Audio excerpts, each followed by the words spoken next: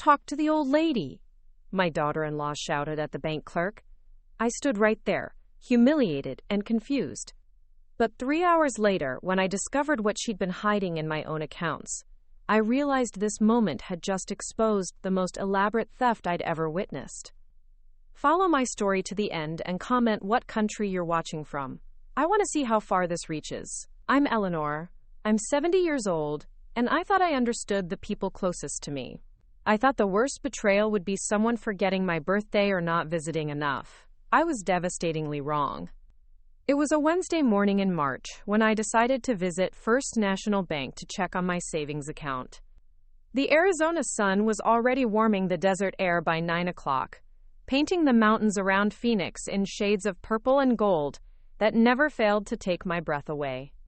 Even after 45 years in this city, I still marveled at how different it was from the gray skies of Cleveland where I'd grown up. The saguaro cacti stood like ancient sentinels in the distance, their arms raised to the crystalline sky in what always seemed to me like a gesture of celebration.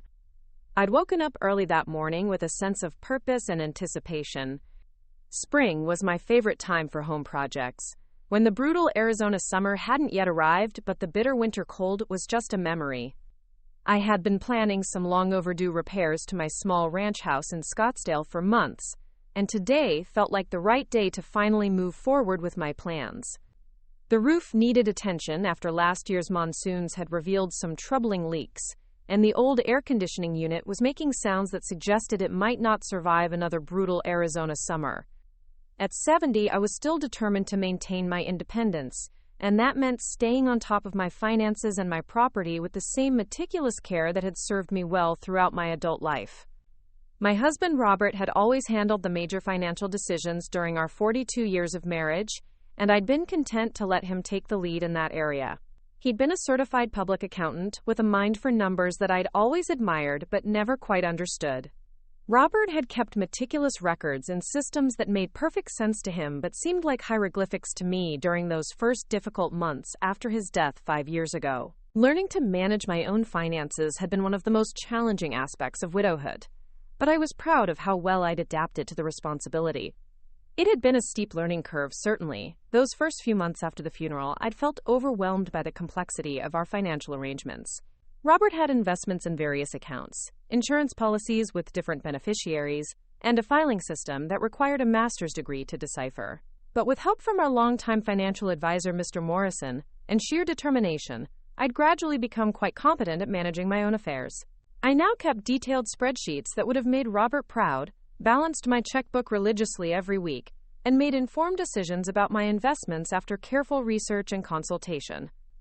The transformation from dependent wife to independent widow had been one of the most difficult but ultimately rewarding experiences of my life.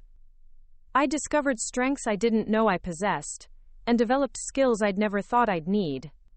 My weekly bank visits had become a symbol of that independence, a ritual that reminded me of how far I'd come and how capable I'd become.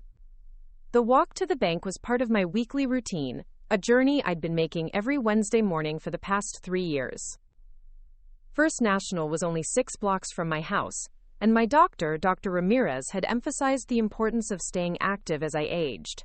The exercise was good for my bones, my heart, and my mental health, he'd told me during my last checkup. My cane, a beautiful wooden piece that had belonged to my father before me, helped me navigate the sidewalks with confidence and grace. It was made of polished cherry wood, with an intricate carved handle that told the story of my family's journey from Ireland to America 3 generations ago. While I barely needed it for support most days, it served as both a comfort item and a connection to family history that stretched back over a century. The neighborhoods I walked through told their own story of Phoenix's evolution. When Robert and I had first moved here in 1978, much of Scottsdale had still felt like the frontier town it had once been. Now the area was filled with manicured subdivisions, golf courses, and shopping centers that catered to the wealthy retirees who discovered the appeal of desert living. My own house had increased in value dramatically over the decades, though I'd never seriously considered selling. It was filled with 45 years of memories, and the thought of starting over somewhere else felt more daunting than appealing. First National Bank had been my institution of choice for over 30 years, and the building itself had become as familiar to me as my own home. Robert and I had opened our first joint account there when we moved to Phoenix. He'd just accepted a position with Morrison and Associates, a growing accounting firm that specialized in real estate and construction, and I'd found work as a fifth-grade teacher at Desert Willow Elementary. The bank had grown and modernized over the decades, expanding from a single-story building to an impressive two-story structure with marble floors and contemporary furnishings, but they'd maintained that personal touch that made customers feel valued rather than processed. The lobby always smelled faintly of leather and coffee, a combination that I found comforting and professional. The walls were decorated with photographs of Arizona landmarks and local artists' interpretations of desert landscapes that captured the unique beauty of our region. There were comfortable seating areas where customers could wait or conduct business, and the acoustics were designed to allow for private conversations without the echo that plagued many modern buildings. I particularly enjoyed my interactions with the tellers, who had become something like extended family over the years. Sarah Chen, a sweet young woman in her 20s with curly red hair and freckles scattered across her nose like cinnamon on cream, had been working there for about 3 years. She always remembered details about my life that went far beyond banking, asking about my garden, my volunteer work at the Scottsdale Public Library, my son Michael's real estate business, and my latest reading recommendations. There was Marcus Rodriguez, an older gentleman who reminded me of Robert with his careful attention to detail and gentle manner. He'd helped me understand some of the more complex aspects of my investment accounts, and had always been patient with my questions about new banking technologies. And Janet Reynolds, the branch manager, who had personally helped me navigate the overwhelming paperwork after Robert's death. I still remembered those long afternoons in her office, when she'd sit with me for hours and explain each document with infinite patience, never making me feel stupid or incapable despite my frequent tears and confusion. She'd been a steady presence during one of the most difficult periods of my life, and I'd always felt grateful for her kindness and professionalism. These weren't just banking relationships to me. They represented something much more precious in an increasingly impersonal world. In a society that seemed to value youth over wisdom and efficiency over compassion, these brief weekly interactions reminded me that I was still a valued member of my community. They made me feel seen and heard, not dismissed or ignored because of my age or widowed status. But as I approached the familiar glass doors of the bank that Wednesday morning, something felt different from the usual routine. There was an unusual amount of activity in the parking lot that immediately caught my attention. Several expensive cars that I didn't recognize were parked in spaces typically reserved for customers, their pristine paint jobs and luxury features suggesting owners with significant financial resources. People in expensive business suits were standing in small groups, talking in hushed tones with the kind of body language that suggested serious, possibly uncomfortable conversations. I noticed a white BMW sedan that looked familiar, though I couldn't immediately place where I'd seen it before. The license plate was partially obscured by the car in front of it, but something about the vehicle nagged at my memory. There was also a black Mercedes SUV that clearly belonged to someone who wanted to make an impression, and a silver Lexus that looked like it had just rolled off the showroom floor. Inside the bank, the atmosphere was noticeably different from my usual Wednesday morning visits. The space was busier than normal, with more customers than I typically saw at this time of day. But there was also an undercurrent of tension that I couldn't quite identify. Several people were standing in groups, speaking in low voices, and occasionally glancing toward the back of the building where the bank's private offices were located.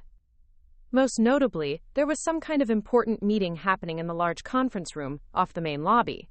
Through the glass walls that typically provided transparency and openness, I could see several people seated around the polished mahogany table that dominated the space. Papers were spread across the surface in neat piles, and everyone appeared to be dressed in their most formal business attire. The body language suggested a meeting of significant importance, with participants leaning forward attentively and taking careful notes. One figure at the table looked familiar from behind, the particular set of the shoulders, the way the person gestured with their hands while speaking, the specific angle of the head when listening intently. But I couldn't get a clear view of faces from my position in the lobby, and something about the meeting's serious atmosphere suggested it would be inappropriate to stare too obviously. I took my place in the line for teller service, noting that even the bank employees seemed more tense than usual. There was an energy in the air that suggested something important was happening, though I couldn't determine what that might be. Sarah was at her usual window, but her typical bright smile seemed somewhat strained today, and I wondered if the bank was dealing with some kind of corporate restructuring or personnel changes that had everyone on edge. "Next," called Sarah from her window, and I moved forward with the familiarity of countless previous visits. Her greeting, while still warm, lacked some of its usual spontaneity, and her eyes seemed to dart nervously toward the conference room where the important meeting was taking place. "Good morning, Sarah," I said with genuine warmth, already reaching into my purse for my identification and bank card. "How are you today, dear? You seem a bit worried about something." "Oh, I'm fine, Mrs. Whitmore," she replied, but her voice carried a slight tremor that suggested otherwise. "Just a busy morning, you know how it is. What can I help you with today?" "I'd like to check my savings account balance, please, and maybe get a detailed printout of recent transactions. I'm planning some home repairs and want to make sure I have everything in order financially before I start getting quotes from contractors." Sarah nodded and began typing on her computer, but before she could access my account information, I heard a familiar voice behind me. It was sharp and commanding, with that particular edge it got when Jessica was displeased about something, or felt that her authority was being challenged in some way. "Mom, Eleanor, what are you doing here?" I turned to see my daughter-in-law, Jessica Morrison Whitmore, striding toward me with the kind of purposeful movement that suggested she was very unhappy to see me. She was dressed in one of her expensive business suits. This one was navy blue with silver buttons that caught the lobby's recessed lighting. Her blonde hair was pulled back in the severe chignon she favored for important business meetings, and her makeup was flawless as always, applied with the precision of someone who understood the importance of appearance in professional settings. Behind her, looking distinctly uncomfortable and avoiding direct eye contact with me, was my son Michael. At 42, he was still handsome in that clean-cut, all-American way that had always attracted women throughout his life. He had inherited Robert's dark hair, though it was now showing silver threads at the temples, and my green eyes, though his seemed troubled and tired in a way that concerned me. He was dressed in his usual real estate agent uniform of expensive slacks, a crisp button-down shirt, and a blazer that suggested success and reliability. The sight of them surprised me, but not unpleasantly at first. Michael was my only child, born when I was 28, and Robert was 30, after we'd been trying to conceive for several years. He'd grown into a successful real estate agent, following somewhat in his father's footsteps in terms of business acumen and attention to detail, though his personality was much more outgoing and social than Robert's had ever been. He specialized in luxury properties in Scottsdale and Paradise Valley, catering to wealthy retirees and snowbirds who wanted to escape harsh winters in other parts of the country. Jessica, 36 and striking in a very calculated and deliberate way, had entered our lives 8 years ago during what I now realized might have been a more strategic encounter than the chance meeting I'd always believed it to be. She'd been one of Michael's clients initially, looking for investment properties in up-and-coming neighborhoods, and their professional relationship had quickly turned personal and then romantic. They'd married after a whirlwind courtship that had left me feeling somewhat breathless and uncertain about how well I really knew this woman who was becoming part of our family.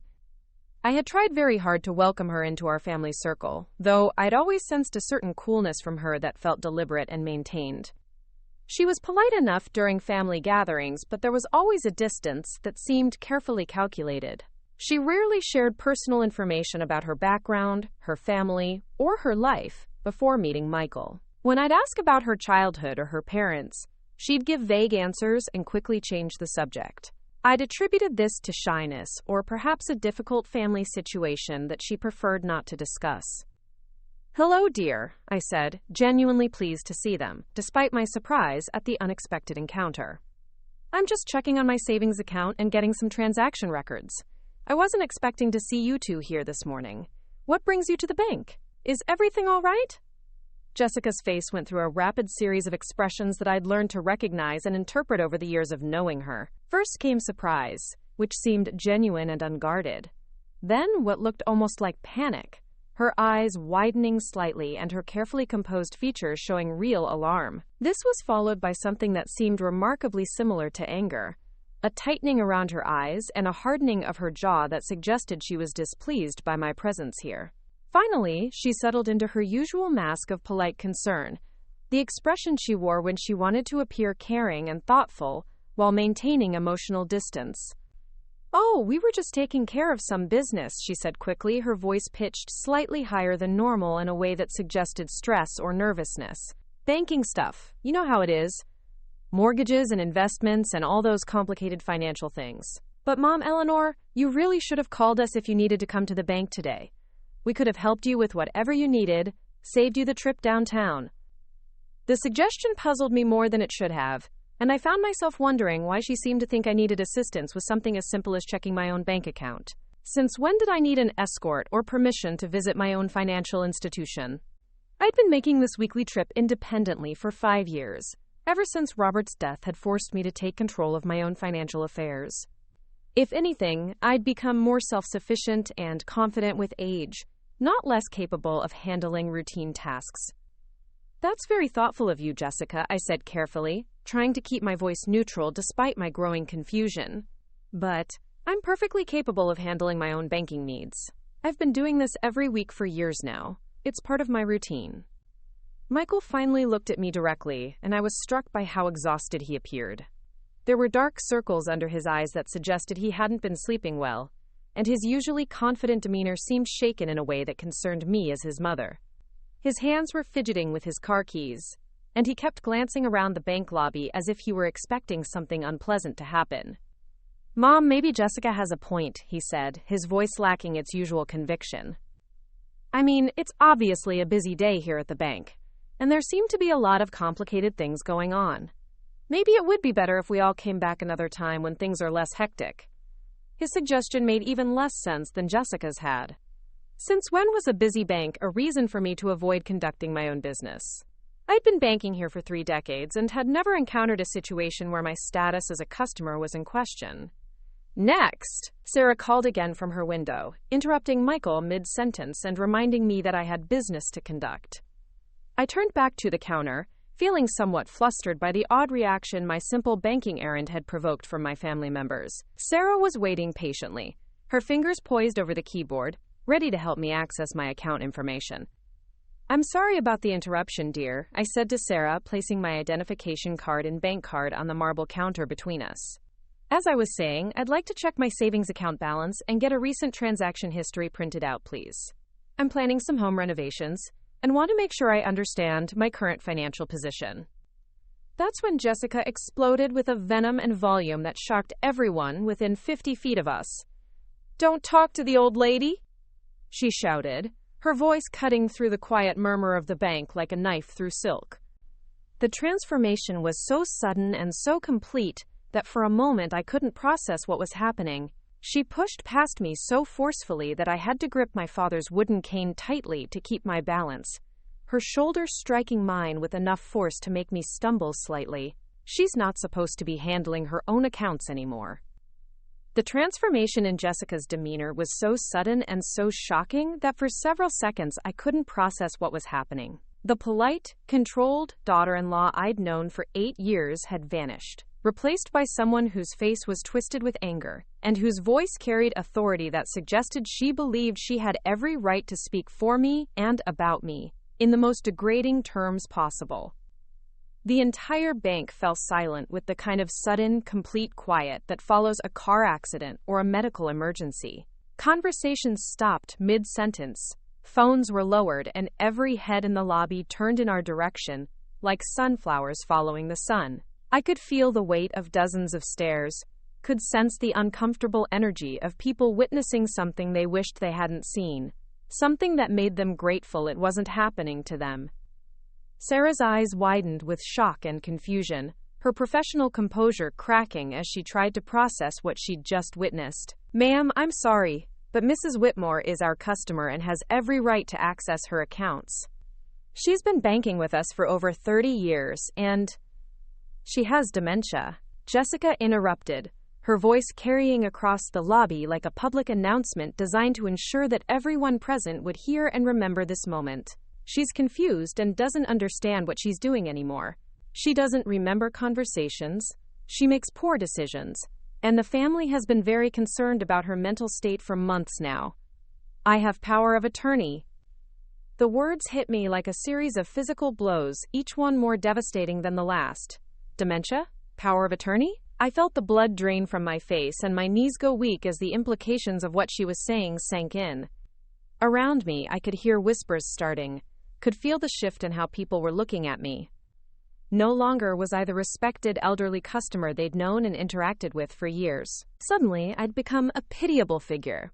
A confused old woman who couldn't be trusted with her own affairs. Someone to be managed rather than respected. That's absolutely not true, I said, but my voice came out smaller and less certain than I intended. The shock of the public accusation, delivered with such confidence and specificity, had rattled me more than I cared to admit. I could feel my hands trembling slightly, and I was grateful for my father's cane, providing both physical and emotional support. Jessica wasn't finished with her performance. She leaned over the counter toward Sarah, speaking in a stage whisper that everyone in the vicinity could hear with perfect clarity. She's been getting progressively worse over the past year. Forgetting entire conversations, making poor financial decisions, getting confused about basic things like what day it is or whether she's already eaten. The whole family is very concerned about her safety, especially when it comes to her finances. We can't let her make decisions that might leave her homeless or destitute. I stared at this woman I'd tried so hard to accept as a daughter, this person I'd welcomed to countless family dinners and holiday celebrations, and felt like I was seeing her clearly for the first time in 8 years. Every interaction we'd had, every conversation, every moment of apparent family harmony suddenly took on a different color, a different meaning. Had she always viewed me as an obstacle to be removed? Had her politeness always been a mask for this level of contempt and calculation? Jessica, I said, finding my voice again and surprised by the steadiness that emerged despite my emotional turmoil, I do not have dementia. I have never been diagnosed with any cognitive issues by any medical professional, and you absolutely do not have power of attorney over my affairs, because I have never granted such authority to anyone. The look she gave me was cold, calculating, and completely devoid of the warmth one might expect from a family member expressing concern about an elderly relative's well-being. It was the look of someone who viewed me as a problem to be solved, rather than a person to be respected. Mom, Eleanor, this is exactly the kind of denial and confusion we've been talking about, she said, her voice taking on the patronizing tone people use when speaking to small children or mentally impaired adults. You don't remember giving me power of attorney because your memory is compromised. We discussed this extensively just last month, but you've forgotten the entire conversation. The gaslighting was so blatant, so confident, that I felt a moment of genuine doubt about my own mental state. Could I have forgotten something so important? But no, granting power of attorney would have required legal documentation, witnesses, probably notarization. It wasn't something that could happen in casual conversation, or be forgotten like misplacing car keys. Michael stepped forward, and I held on to a desperate hope that my son would defend me, would set the record straight about my mental competence and the lies his wife was telling. Instead, his words made everything infinitely worse. Mom, maybe we should go home and discuss this privately, he said, his voice carrying the same patronizing tone Jessica had used. You're getting agitated, and that's not good for you. When you get upset like this, it just makes the confusion worse. The betrayal was so complete, so unexpected, that I actually felt physically dizzy. My own son, the child I'd carried for 9 months and raised with unconditional love, the boy I'd sung to sleep and nursed through illnesses and cheered at soccer games and helped through his first heartbreak, was standing there supporting his wife's lies. He was treating me like I was indeed a confused old woman who couldn't be trusted to know her own mind or manage her own affairs. Michael, I said, my voice shaking with an emotion I was struggling to control, you know perfectly well that I don't have dementia. You know I've never given anyone power of attorney. You know these things she's saying aren't true. What is happening here? But even as I asked the question, pieces were starting to fall into place like a jigsaw puzzle, finally revealing its complete picture. The expensive cars in the parking lot that had seemed out of place. The important business meeting in the conference room with papers spread across the table. Jessica's panic when she first saw me here. The immediate claims of dementia and power of attorney. The specific lies designed to make me appear confused and unreliable to witnesses. This wasn't a coincidence. This wasn't a chance encounter. They had been here for a reason, and my unexpected appearance had disrupted whatever they'd been planning to accomplish. Sarah, to her credit, was trying to navigate the situation professionally, despite its obvious awkwardness and the personal discomfort it was causing her. Mrs. Whitmore, if there's been some kind of legal change to your account status, we would need to see proper documentation filed with the bank. Our current records show you as the sole account holder, with full access to all your accounts. Because that's exactly what I am, I said firmly, feeling some of my natural assertiveness returning as the initial shock wore off. There has been no legal change, because I haven't authorized any legal change to my account status or my legal competency. Jessica's carefully maintained facade was beginning to slip now, and I could see frustration and something that looked remarkably like desperation flickering in her eyes. Sarah, is it? I think you need to call your manager immediately. This is exactly the kind of confusion and agitation we've been dealing with for months. Mrs. Whitmore thinks she's in complete control of her faculties, but she's not. Just yesterday, she forgot she'd already called the air conditioning repair company about her unit, and she called them 3 more times in the same afternoon, getting increasingly angry each time because she couldn't understand why they kept saying they'd already scheduled her appointment. It was such a specific lie, delivered with such confidence and apparent concern, that it carried a weight of authenticity that was almost convincing. A casual observer might well believe that someone who could provide such detailed examples of problematic behavior was telling the truth about an elderly person's declining mental state. But I knew with absolute certainty that the story was completely fabricated. I keep detailed notes about all my household maintenance in a leather-bound planner that Robert had given me years ago, partially because he'd always been meticulous about such things, and partially because it helps me stay organized and on top of home ownership responsibilities. I had called the repair company exactly once 2 days ago and had scheduled an appointment for the following Monday. I had written down the appointment time, the service representative's name, and the estimated cost in my planner, just as I always did. That's not true, I said, but I could see doubt creeping into Sarah's expression and into the faces of other bank employees and customers who had gathered to witness this uncomfortable family drama. Jessica was younger, impeccably dressed, articulate, and speaking with the confidence of someone who dealt with professional situations on a daily basis. I was 70 years old, leaning on a cane for support, and admittedly shaken by this very public confrontation. Mrs. Whitmore, Sarah said gently, her voice taking on the careful, patronizing tone that people use when they're not sure about someone's mental competency. Perhaps it would be best if you came back with your family members once you've all had a chance to sort out any legal documentation and family concerns. The suggestion felt like another blow, possibly the most devastating one yet. Sarah, who had always treated me with respect and warmth, who had known me as a competent, independent customer for 3 years, was now speaking to me in the same careful, condescending tone that Jessica and Michael had adopted. There is no legal documentation to sort out, I said, my voice growing stronger as my initial shock gave way to righteous anger. I am a competent adult who has been managing her own affairs successfully for 5 years since my husband's death. I want to speak to Janet immediately. Janet Reynolds, the branch manager, had known me since shortly after Robert died. She'd personally helped me navigate the complicated process of transferring accounts, dealing with estate issues, and learning to manage finances independently.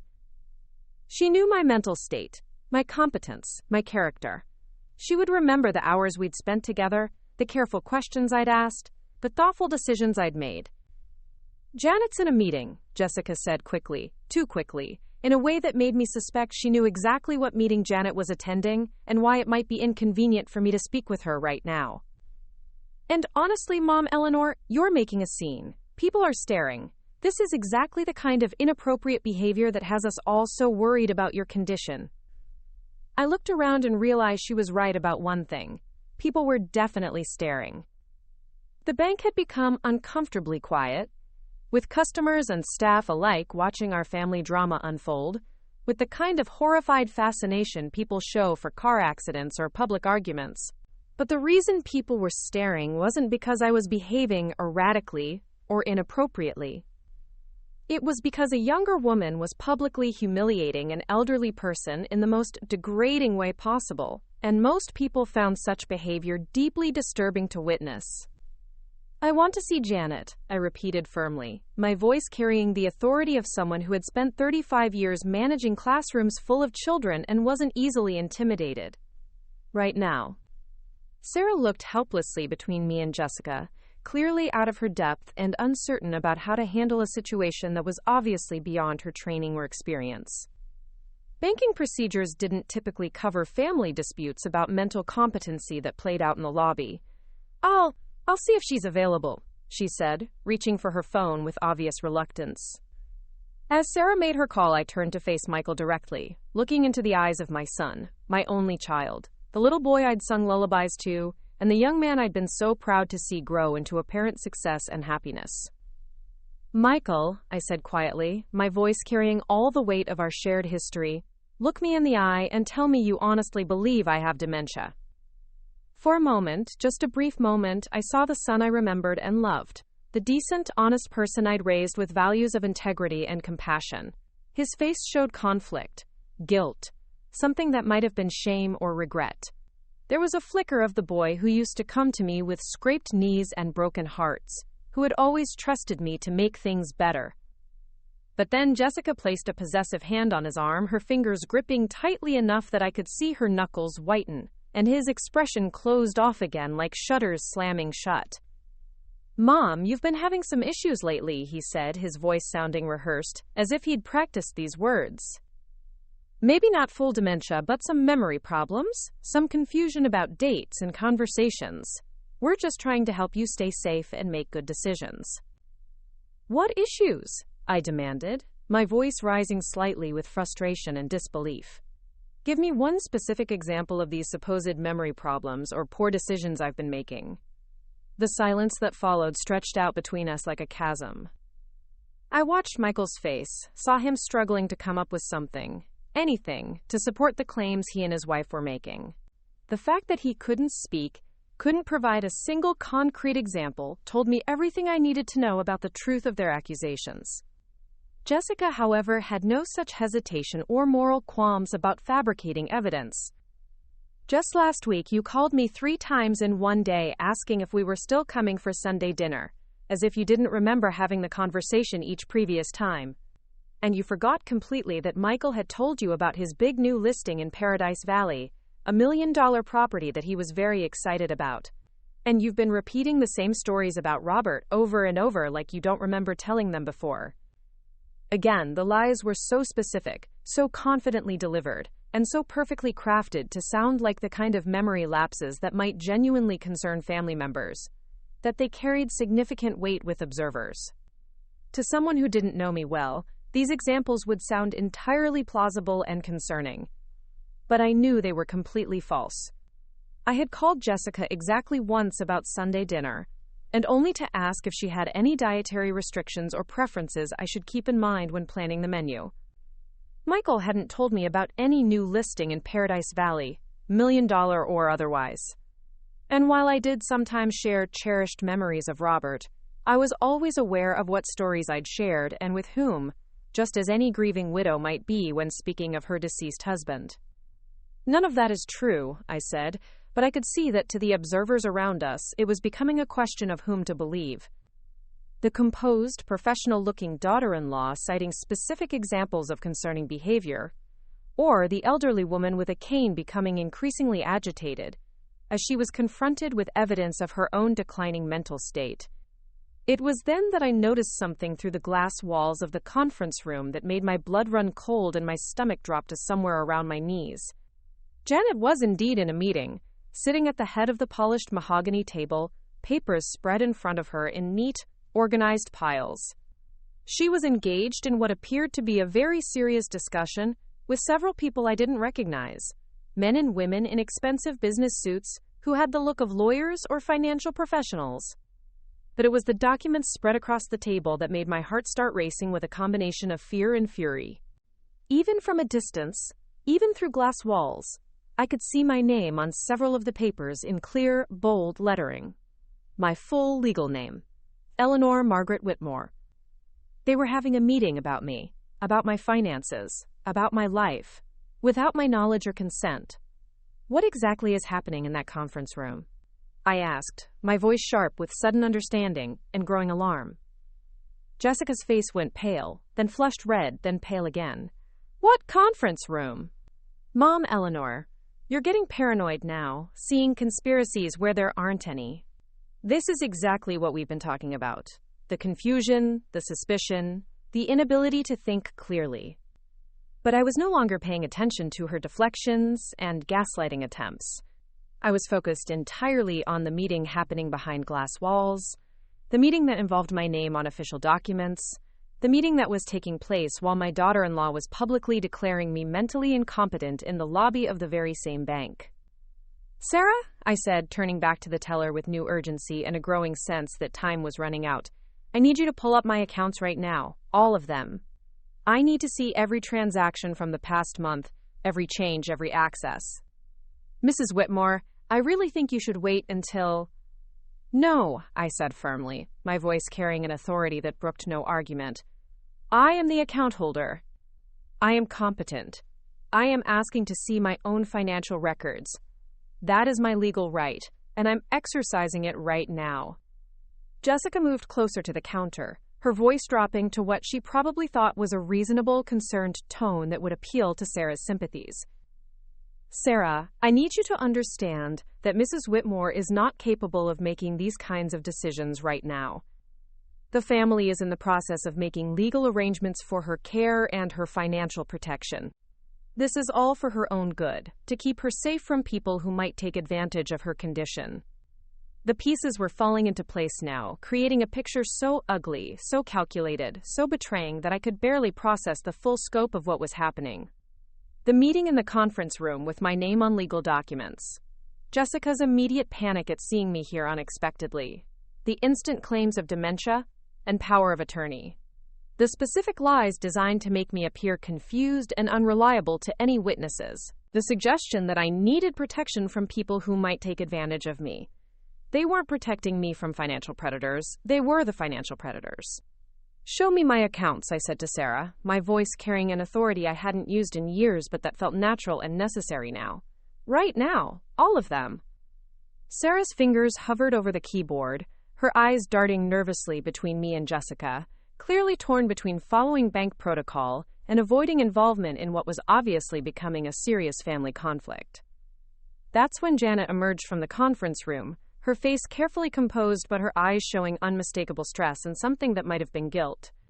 She walked directly toward us with the measured steps of someone who had been expecting this confrontation but had hoped to avoid it.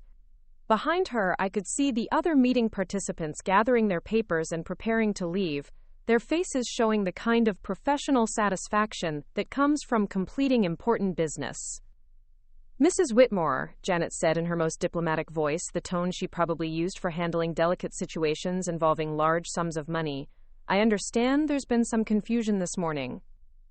The only confusion, I said clearly, my voice carrying across the lobby so that everyone present could hear every word, is why my daughter-in-law is lying about my mental state, while there appears to be some kind of meeting going on about my finances without my knowledge, presence, or consent.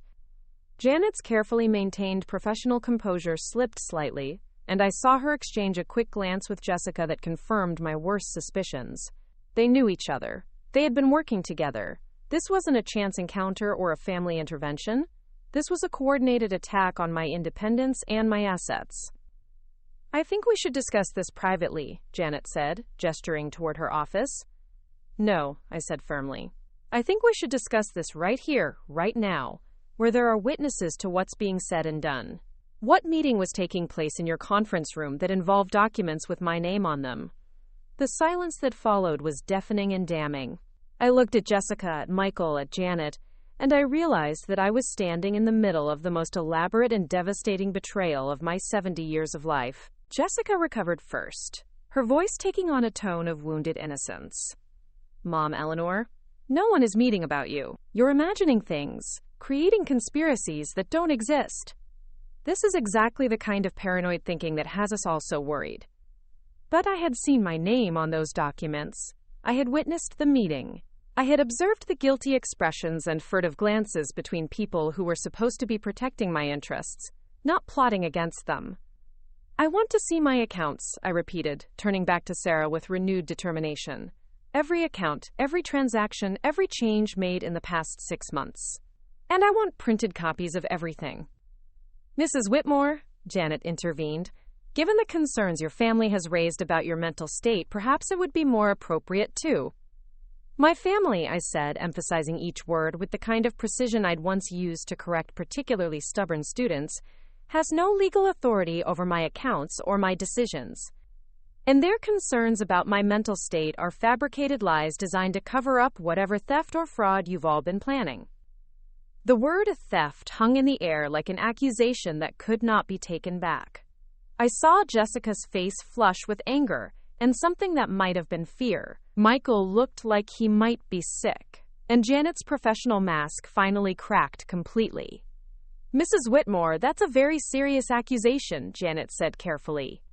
Yes, it is, I replied, and I'm making it publicly, in front of witnesses, because I believe very serious crimes are being committed against me. That's when I noticed that some of the other bank customers had pulled out their cell phones.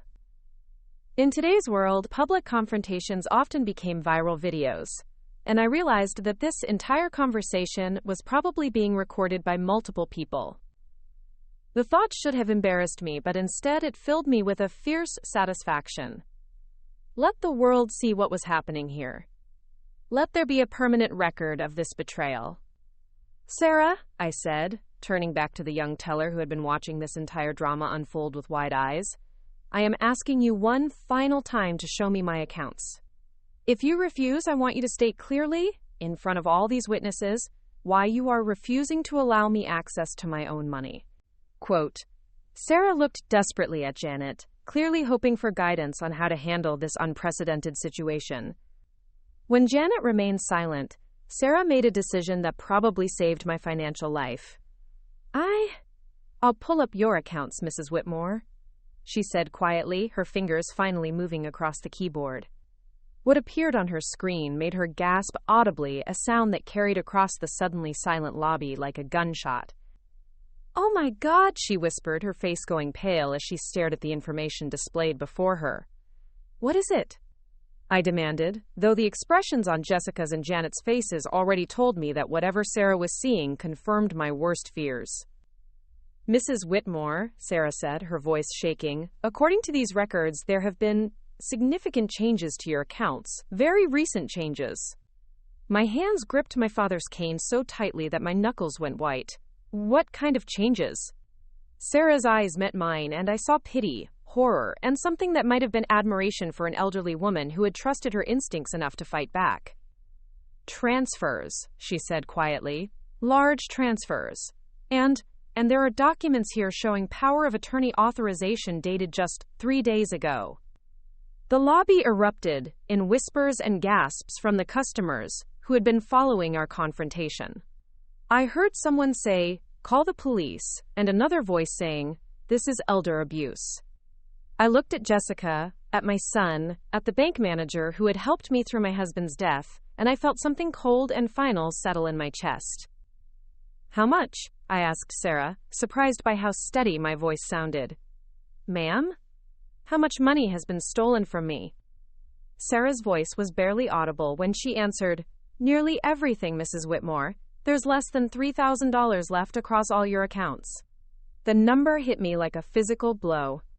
My life savings, Robert's carefully invested pension, the proceeds from insurance policies, the money I'd been planning to use for home repairs and to ensure my independence for the rest of my life, gone. But as I stood there in that bank lobby, surrounded by strangers who had become witnesses to the theft of my life's work, I felt something unexpected rising in my chest. Not despair, not defeat, but a cold, calculating anger that reminded me of my father's Irish temper and my mother's Midwestern stubbornness. They had stolen my money, betrayed my trust, and humiliated me publicly. but they had made one crucial mistake in their planning. They had underestimated Eleanor Margaret Whitmore. And that mistake was going to cost them everything. Standing in that bank lobby, staring at the evidence of my own financial destruction displayed on Sarah's computer screen, I felt the world tilt on its axis. Nearly everything gone. 45 years of careful saving, Robert's pension, our insurance policies, the security I'd built through decades of responsible financial planning, reduced to less than $3,000 by people I'd trusted with my life. But even as the magnitude of the theft sank in, my mind was already working, analyzing, planning.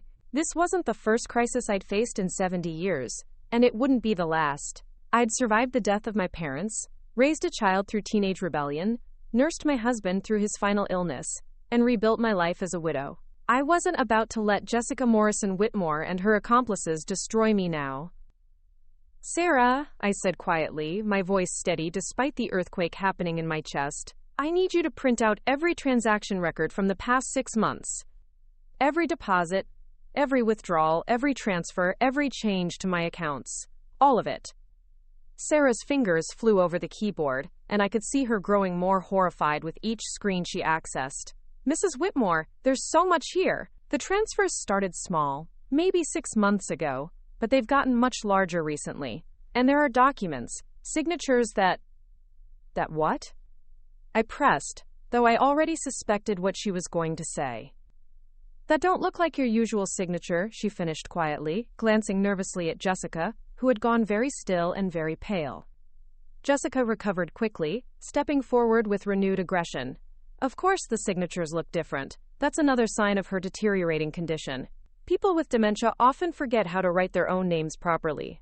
This is exactly why we needed to intervene."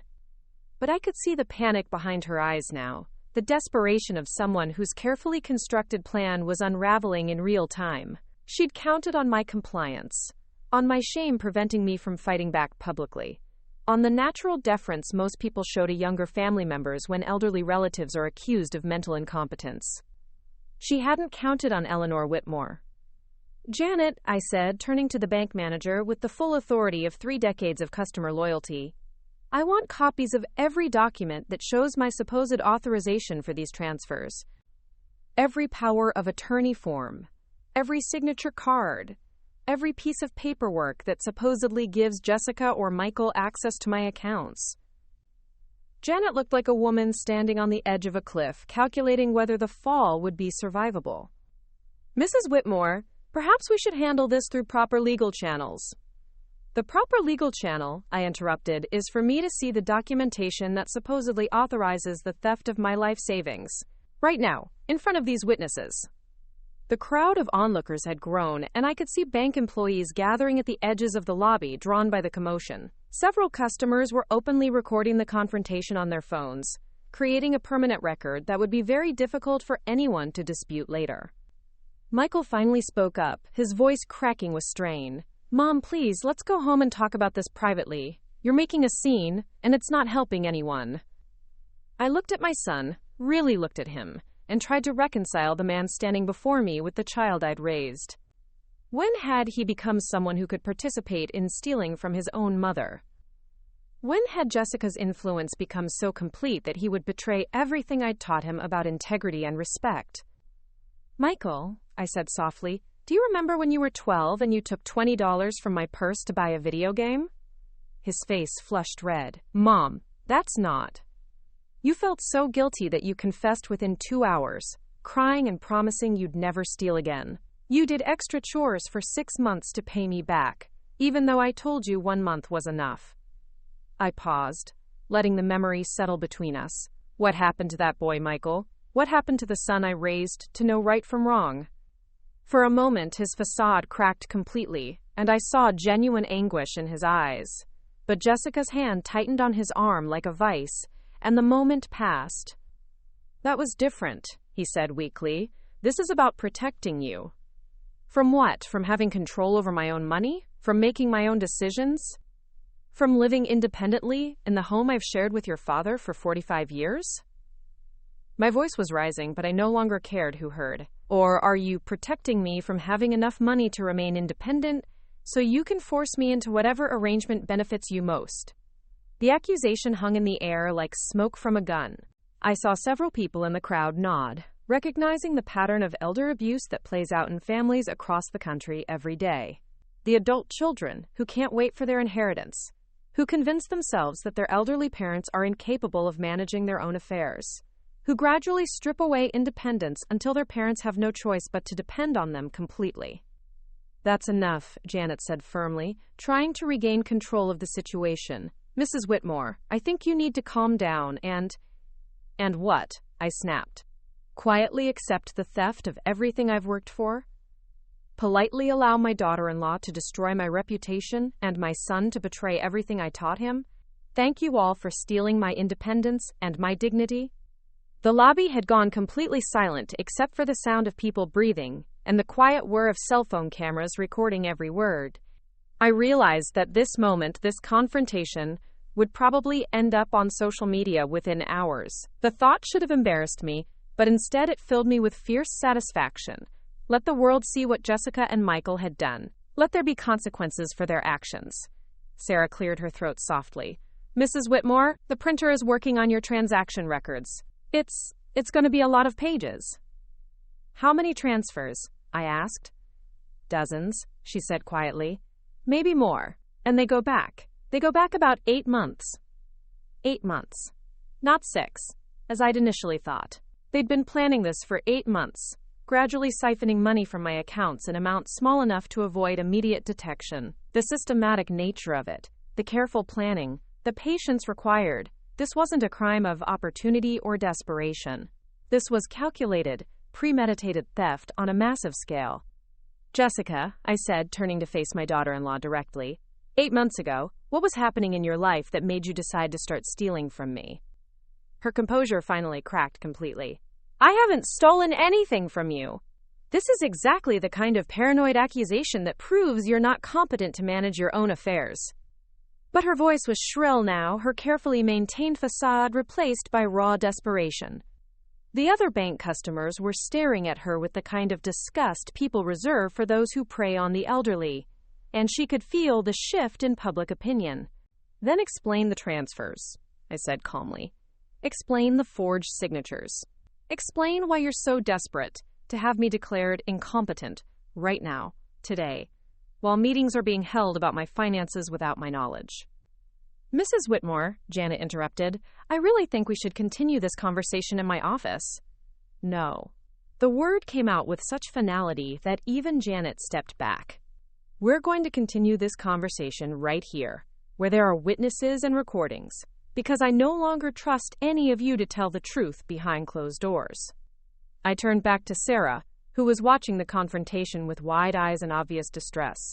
"Sarah, dear, I need you to do something very important for me. I need you to call the police." The request sent a shockwave through the group. Jessica actually gasped, Michael went pale, and Janet looked like she might faint. "Mrs. Whitmore," Janet said quickly, "that's really not necessary. This is a family matter that can be resolved without involving law enforcement." "This is a financial crime," I corrected her. "Theft on a massive scale, forgery, fraud, and possibly elder abuse. These are felonies, not family disputes." Sarah looked uncertain, glancing between me and her manager. I'm not sure if I should." "Sarah," I said gently, "I am asking you, as a customer of this bank, and as a citizen who has been the victim of multiple crimes, to call the police. You are not required to check with anyone else before making that call." Jessica stepped forward aggressively. "Sarah, don't you dare. This woman is clearly having a mental health crisis, and calling the police will only make things worse for her. The family will handle this appropriately." But Sarah had been listening to our entire conversation, had seen the transaction records on her screen, had witnessed Jessica's shifting stories and aggressive behavior. She was young, but she wasn't stupid. "I'm going to make that call," she said quietly, reaching for her phone. "Thank you," I said, feeling the first moment of hope I'd experienced since walking into the bank that morning. While Sarah spoke quietly to the emergency dispatcher, I turned my attention back to the group of people who had betrayed me so completely. Janet was fidgeting with her hands and avoiding eye contact. Michael looked like he was going to be sick. and Jessica was scanning the lobby like a trapped animal looking for an escape route. "You know," I said conversationally, "I keep thinking about something Robert used to say. He always told me that the measure of a person's character isn't what they do when people are watching, it's what they do when they think no one will ever find out." I looked directly at Michael. "Your father would be ashamed of what you've become." The words hit him like a physical blow, and I saw tears forming in his eyes. Good. Maybe there was still some conscience left in him, some remnant of the values I'd tried to instill. "Mom, you don't understand." "I understand perfectly," I interrupted. "I understand that your wife convinced you to steal from your own mother. I understand that you've been lying to me for months, while participating in the systematic theft of my life savings. I understand that you were willing to have me declared mentally incompetent to cover up your crimes." "It wasn't supposed to be like this," he whispered, the words slipping out before he could stop them. "What was it supposed to be like, Michael?" I asked. "Were you planning to let me discover the theft gradually? Maybe blame it on my supposed memory problems?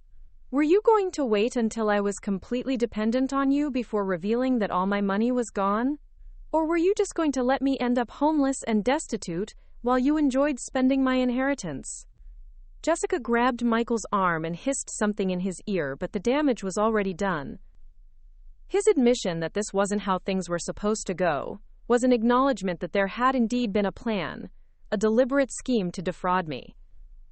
The police sirens were audible in the distance now, growing closer. I could see the panic spreading across Jessica's face as she realized that her carefully constructed lies were about to be subjected to professional scrutiny. "Mrs. Whitmore," she said, her voice taking on a pleading tone I'd never heard from her before, "please, think about what you're doing. Think about your family, about Michael's reputation, about his business. Do you really want to destroy all of that over some misunderstanding about finances?" "Misunderstanding?" I repeated. "Jessica, you've stolen nearly everything I own. You've forged legal documents. You've publicly humiliated me by claiming I have dementia. You've turned my own son against me, and you call that a misunderstanding?" "We can fix this," she said desperately. "We can put the money back, explain that there was an error in the paperwork. No one has to get in trouble. We can all just go home and pretend this never happened." But I was no longer listening to her lies and manipulations. The police had arrived, and I could see 2 uniformed officers entering the bank, their presence immediately changing the dynamics of the situation. This was no longer a family dispute playing out in a bank lobby. This was a crime scene. "Officers," I called out, my voice carrying clearly across the lobby. "I'm Eleanor Whitmore, and I'm the person who requested police assistance. I need to report multiple felonies, including theft, fraud, and forgery." The older of the 2 officers, a woman with graying hair and kind eyes, approached our group with the measured steps of someone who had handled thousands of domestic disputes over her career. "Ma'am, I'm Officer Rodriguez," she said. "Can you tell me what's happening here?" I took a deep breath and began to tell my story, starting with my routine visit to check my account balance, and ending with the discovery that nearly all my money had been stolen through forged documents. As I spoke, I watched Jessica's face cycle through denial, anger, and finally a kind of resigned desperation. Officer Rodriguez listened carefully, taking notes and asking clarifying questions. When I finished, she turned to Jessica and Michael. "Do either of you want to respond to these allegations?" Jessica straightened up, trying to regain her composure and authority. "Officer, this is clearly a family situation involving an elderly woman who is experiencing mental decline. She's confused about her finances and is making accusations against family members who are trying to help her." "I see," Officer Rodriguez said neutrally. "And you are?" "Jessica Whitmore, her daughter-in-law. This is my husband, Michael, her son. We've been very concerned about her mental state for months, and today she came to the bank, demanding access to accounts that she's no longer competent to manage." "That's interesting," the officer said, "because the bank employee here tells me that Mrs. Whitmore is listed as the sole account holder with full access rights, and that there have been numerous unauthorized transfers from her accounts." Sarah stepped forward nervously. "Officer, I've been Mrs. Whitmore's teller for 3 years, and she's always been completely competent and coherent. But today when I pulled up her accounts, I found transactions and documents that don't seem right. Officer Rodriguez looked at the printed transaction records that Sarah had prepared. Even from a distance, I could see her eyebrows rise as she scanned the pages. "Mrs. Whitmore," she said, "this appears to be a complex financial crime that will require investigation by our fraud unit. I'm going to need you to come to the station to file a formal report." "I'd be happy to," I said. "And I'll need to speak with both of you as well," she told Jessica and Michael. "You have the right to have an attorney present during questioning." The words hit Jessica like a slap. The mention of attorneys and formal questioning made it clear that this was no longer a family dispute that could be smoothed over with explanations and apologies. This was a criminal investigation. "This is ridiculous," Jessica said, but her voice lacked conviction. "We haven't done anything wrong." "Ma'am, I'm not making any accusations," Officer Rodriguez said professionally. "But when someone reports the theft of a substantial amount of money, and there's evidence of forged documents, we have to investigate thoroughly." Michael finally found his voice. "Officer, my mother has been having memory problems. We've been trying to help her manage her finances because she's been making poor decisions." "Such as?" the officer asked. Michael opened his mouth, then closed it again. Just like when I'd asked him for specific examples earlier, he couldn't provide any concrete evidence of my supposed incompetence. "Has Mrs. Whitmore been diagnosed with dementia or any other cognitive impairment by a medical professional?" Officer Rodriguez asked. "Well, no, but..." "Has she been declared legally incompetent by a court?" "No, but we've been worried." "Then she has every right to manage her own finances and to report suspected financial crimes," the officer said firmly. I felt a surge of vindication. Finally, someone in authority was treating me like a competent adult, rather than a confused elderly woman who needed to be managed and protected from her own decisions. The second officer, a younger man who had been quietly observing the scene, stepped forward. "Ma'am, I'm Officer Chen. I'd like to speak with the bank manager about the documentation and procedures involved in these account changes." Quote. Janet, who had been trying to remain invisible during the police questioning, reluctantly stepped forward. "I'm Janet Reynolds, the branch manager." "Ms. Reynolds, I understand there have been significant changes to Mrs. Whitmore's accounts recently. Can you walk me through the authorization process for those changes?" Janet's professional composure was cracking under official scrutiny. "Well, we received proper documentation showing power of attorney authorization and..." "When did you receive this documentation?" It was filed earlier this week." "And did Mrs. Whitmore appear in person to grant this power of attorney?" "No, but that's not always required if the documents are properly notarized and..." "Who brought the documents to the bank?" Janet glanced nervously at Jessica. "Mrs. Whitmore's daughter-in-law provided the paperwork." "I see. And when Mrs. Whitmore appeared today to access her accounts, what was your response?" We were concerned about her mental state, based on information provided by her family. Based on information provided by the same daughter-in-law who had recently submitted power of attorney documents? The questions were methodical, professional, and devastating to Jessica's credibility. Officer Chen was systematically dismantling the narrative that Jessica and Janet had constructed, revealing the circular logic and convenient timing of their claims. I stood there watching my daughter-in-law's lies unravel under police questioning, and I felt something I hadn't experienced in months. Hope. Not just hope that my money might be recovered, but hope that truth and justice still mattered, that predators who targeted the elderly would face consequences for their actions. "Mrs. Whitmore," Officer Rodriguez said, turning back to me, "I'm going to need you to come with us to file a formal complaint. We'll also need to seize these bank records as evidence." "Of course," I said. "Sarah, thank you for everything you've done today. You may have saved my life." The young teller smiled through her obvious distress.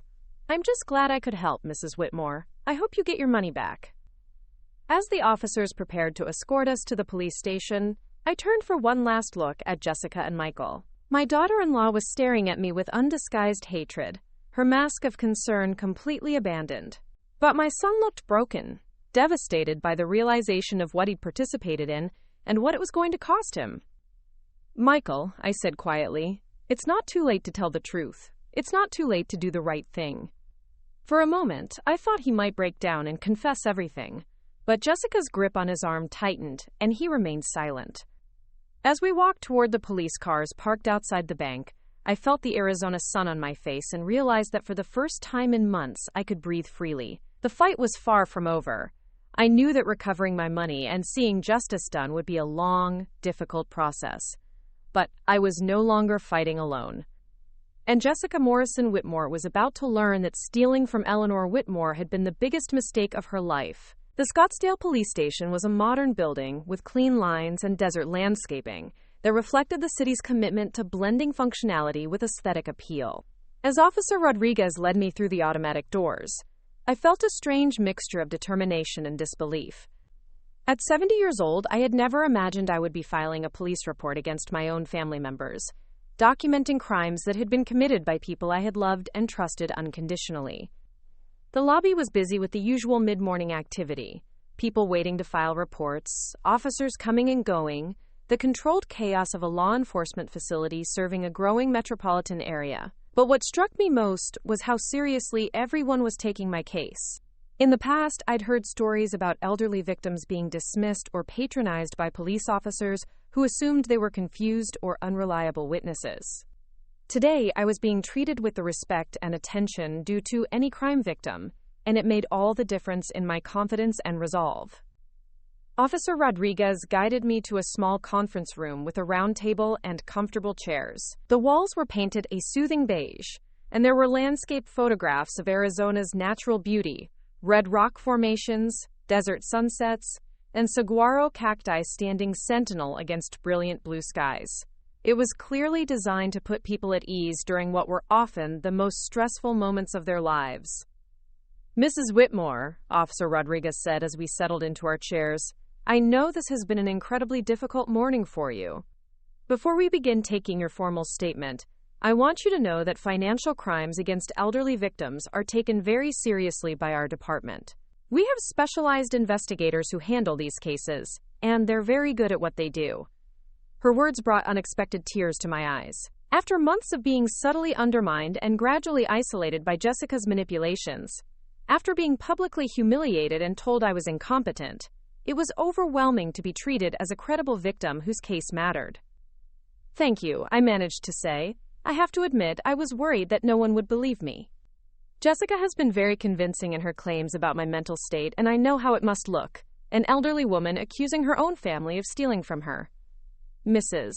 Whitmore, family financial abuse is unfortunately much more common than most people realize," Officer Rodriguez explained.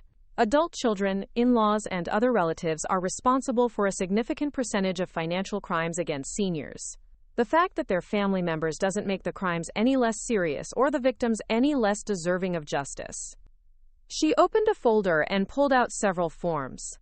"Now I'm going to take your statement, and then Detective Sarah Martinez from our Financial Crimes Unit will take over the investigation."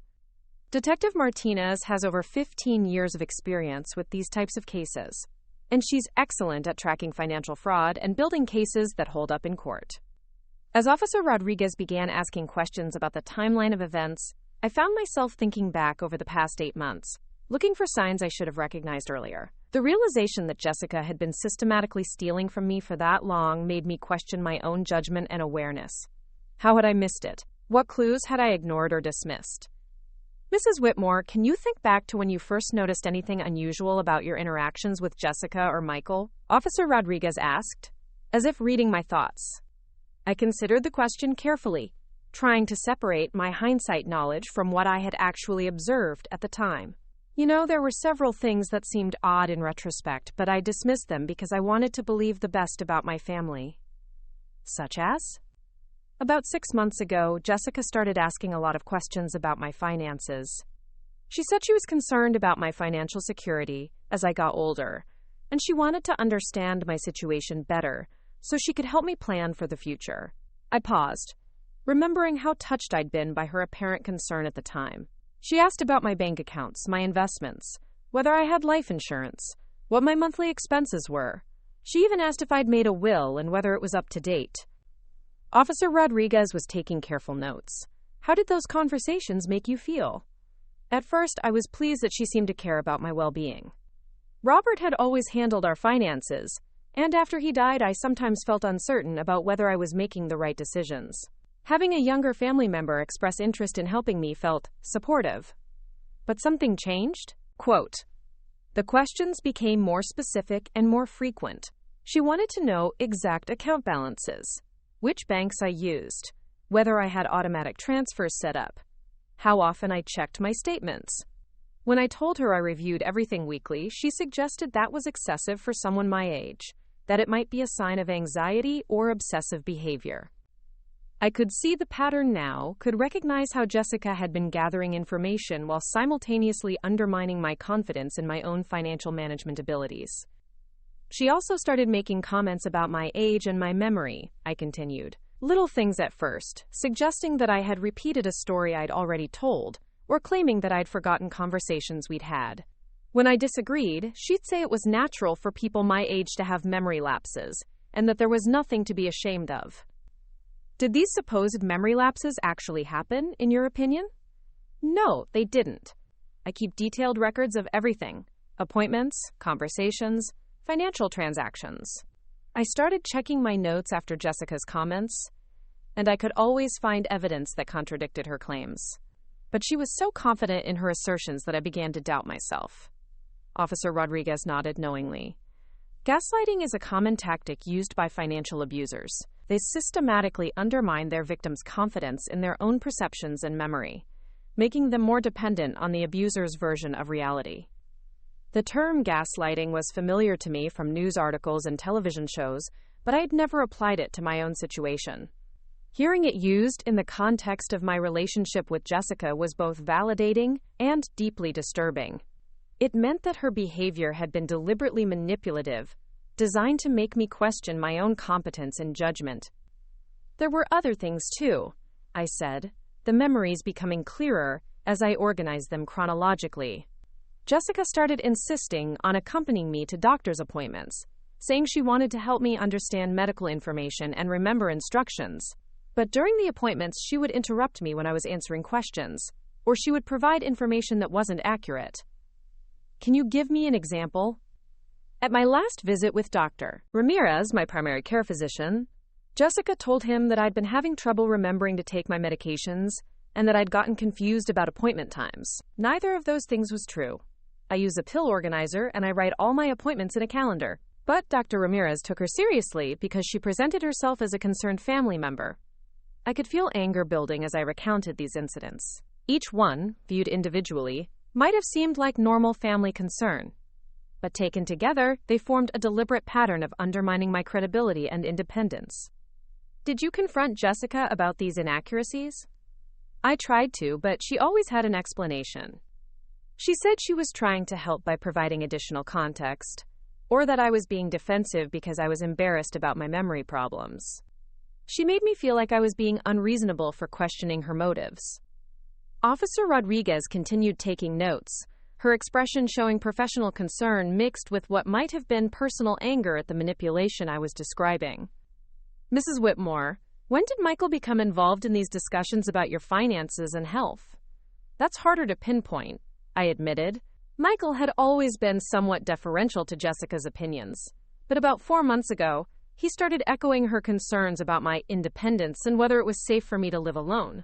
He suggested that I might want to consider moving to a retirement community, or at least hiring someone to help with household management.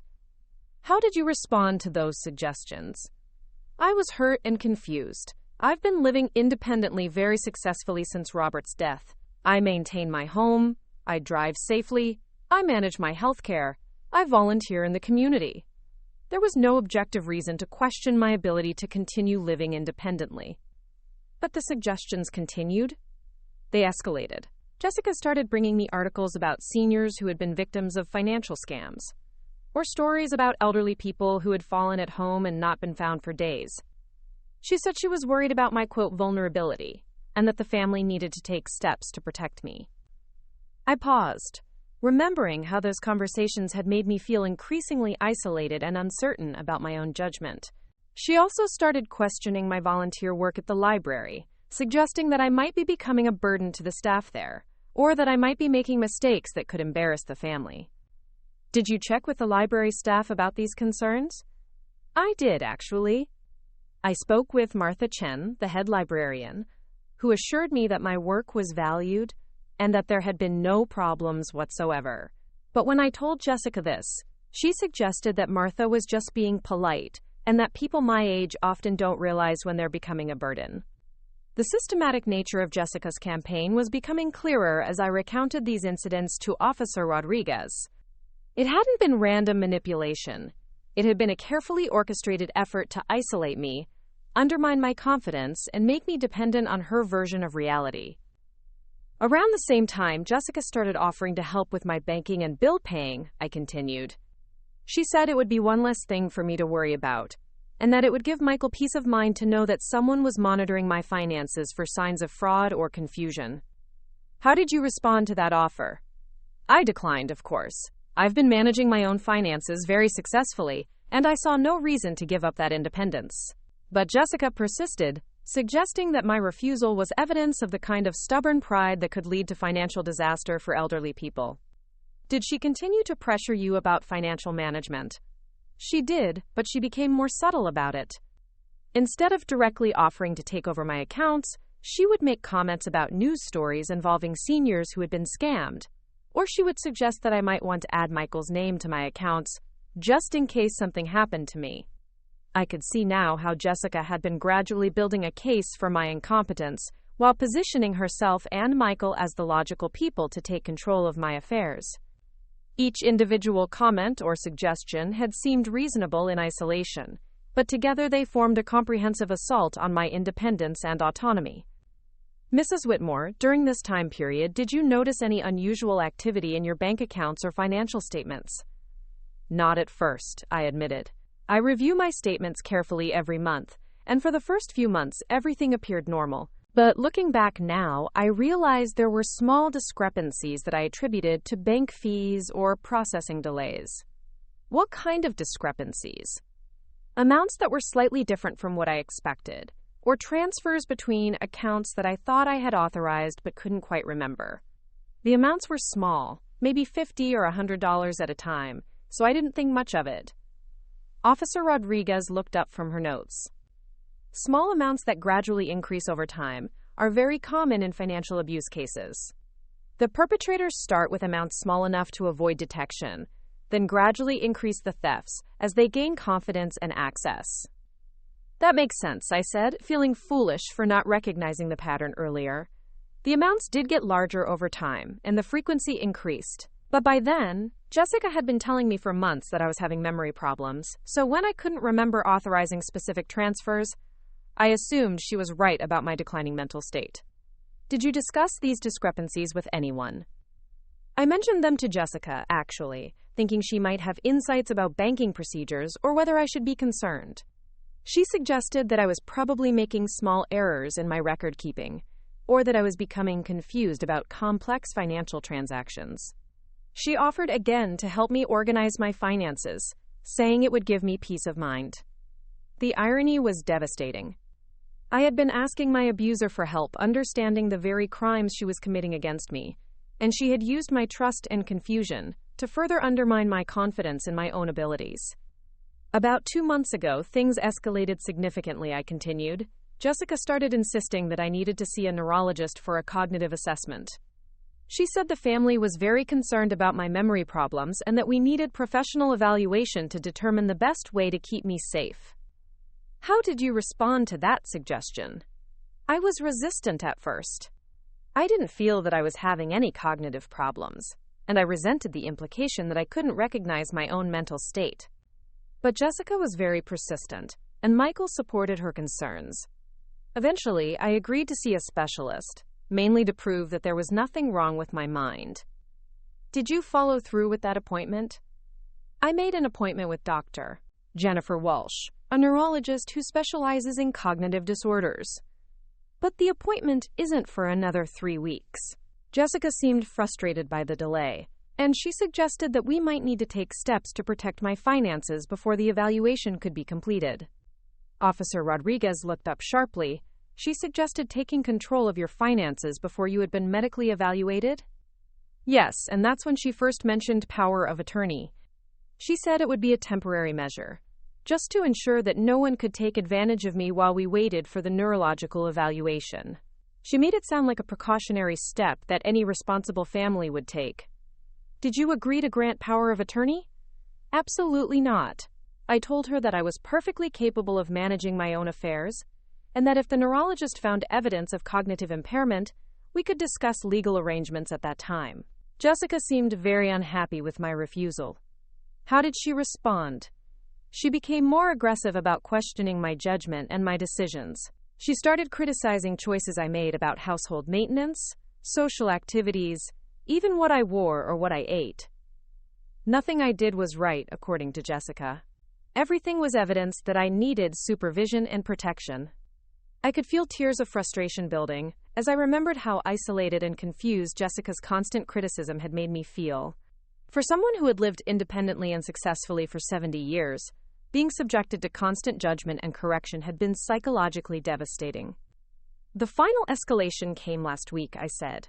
Jessica called me and said that Michael's real estate business was facing some unexpected challenges, and that they might need to borrow money to keep it afloat. She asked if I would consider making a short-term loan to help them through the difficulty. How much money did she ask for? $50,000, which she said would be repaid within 6 months. She emphasized that it was a loan, not a gift, and that she would provide written documentation of the terms. What was your response? I told her I would need to think about it, and possibly consult with a financial advisor before making that kind of commitment. I also said I would want to see detailed information about Michael's business situation before agreeing to any loan. How did Jessica react to those conditions? Quote, she became very upset, saying that the family emergency didn't allow time for lengthy consultations and documentation. She suggested that my unwillingness to help my own son was evidence of the kind of poor judgment that concerned everyone about my mental state. I could see the manipulation clearly now, the way Jessica had tried to use my love for Michael against me, while simultaneously using my refusal to agree to her unreasonable demands as evidence of incompetence. When I insisted that I needed more information before making any financial commitments, Jessica became openly hostile, I continued. She said that my selfishness and paranoia were destroying the family, and that Michael was heartbroken by my lack of trust in him. Did Michael speak with you directly about this alleged business crisis? No, and that should have been my first clue that something was wrong.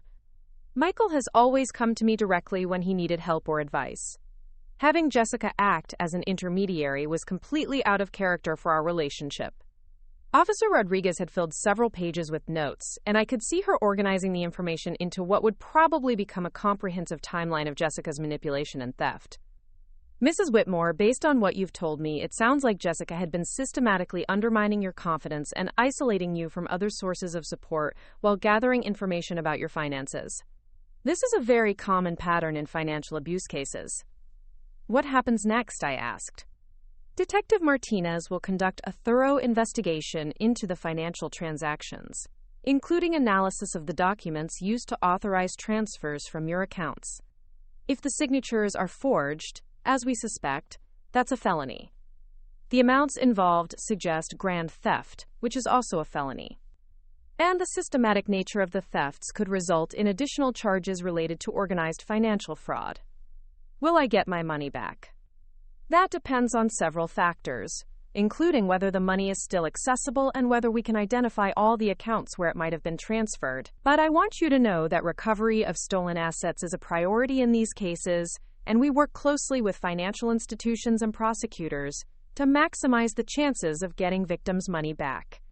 For the first time since discovering the theft, I felt genuine hope that justice might be possible. But I also realized that the investigation would likely reveal additional details about the extent of Jessica's betrayal, and I wasn't sure I was emotionally prepared for what we might discover. There's something else you should know, Officer Rodriguez said gently. In cases like this, it's common for the perpetrators to have committed additional crimes that the victim isn't initially aware of. Identity theft, credit fraud, unauthorized loans. The full scope of the financial abuse often extends beyond what's immediately obvious. The thought that there might be even more damage to discover was overwhelming, but I knew I needed to face whatever Jessica had done. The alternative, allowing her to continue her crimes while I remained in denial about the extent of the betrayal, was unacceptable. "I'm ready to find out everything," I said firmly. "Whatever Jessica has done, whatever Michael has participated in, I need to know the full truth." Officer Rodriguez smiled with what looked like genuine admiration. "Mrs. Whitmore, I've worked with a lot of financial crime victims over the years, and I want you to know that your courage in reporting this, and your determination to see it through, is exactly what it takes to stop these predators. Many elderly victims are too embarrassed or too frightened to come forward, which allows the abuse to continue. I'm not going to be one of those victims," I said. "Jessica may have stolen my money, but she hasn't stolen my strength or my determination to fight back." As Officer Rodriguez prepared to introduce me to Detective Martinez, I realized that this police station interview was the beginning of my transformation from victim to survivor. Jessica had underestimated Eleanor Whitmore, and that mistake was going to cost her everything. The Financial Crimes Unit was located on the second floor of the police station, in a modern workspace filled with computers, financial documents, and the tools needed to unravel complex fraud schemes. Detective Martinez was a woman in her 40s, with sharp eyes and a demeanor that suggested both competence and compassion, exactly the combination I needed in someone who would be investigating the destruction of my financial security. "Mrs. Whitmore," she said as we shook hands, "I've already spoken with Officer Rodriguez about your case, and I want you to know that we take financial crimes against seniors very seriously. I'm going to do everything in my power to uncover the full extent of what's been done to you and to help you recover your assets." As I settled into a chair across from Detective Martinez's desk, surrounded by evidence of her expertise in financial investigations, I felt something I hadn't experienced in months: the absolute certainty that I was no longer fighting this battle alone. And Jessica Morrison Whitmore had no idea what was coming for her. Detective Martinez's office was a testament to her expertise in financial crimes. The walls were lined with certificates from advanced training programs in forensic accounting, digital fraud investigation, and elder abuse prosecution. Her desk was organized with the precision of someone who dealt daily with complex financial puzzles that required methodical analysis and attention to detail. As she pulled my case file toward her and opened a fresh notebook, I felt a sense of relief that my situation was finally in the hands of someone who understood the sophisticated nature of financial predators. "Mrs. Whitmore," Detective Martinez began, her voice carrying both professional authority and genuine warmth, "before we dive into the technical aspects of the financial investigation, I want to understand the moment when you first realized that something was seriously wrong. In my experience, there's usually a specific incident or revelation that serves as a catalyst, when the victim moves from having vague concerns to knowing with certainty that they're being victimized." I considered her question carefully, thinking back through the months of gradual manipulation and escalating theft. Detective Martinez, I think there were actually two catalyst moments for me. The first was small but significant, and the second was what happened at the bank today. "Tell me about the first one." "It was 3 weeks ago, and it involved my neighbor, Dorothy Patterson. Dorothy is 74, sharp as a tack, and has lived across the street from me for over 20 years. She's one of those people who notices everything that happens in the neighborhood, not in a nosy way, but with the natural concern of someone who cares about her community." I paused, remembering the conversation that had first planted seeds of real doubt about Jessica's behavior. "Dorothy came over one afternoon while I was working in my garden. She seemed hesitant, like she wasn't sure whether she should say something, but finally she asked me if everything was all right with my family situation." "What prompted her to ask that question?" "She said she'd noticed Jessica visiting my house very frequently when I wasn't home.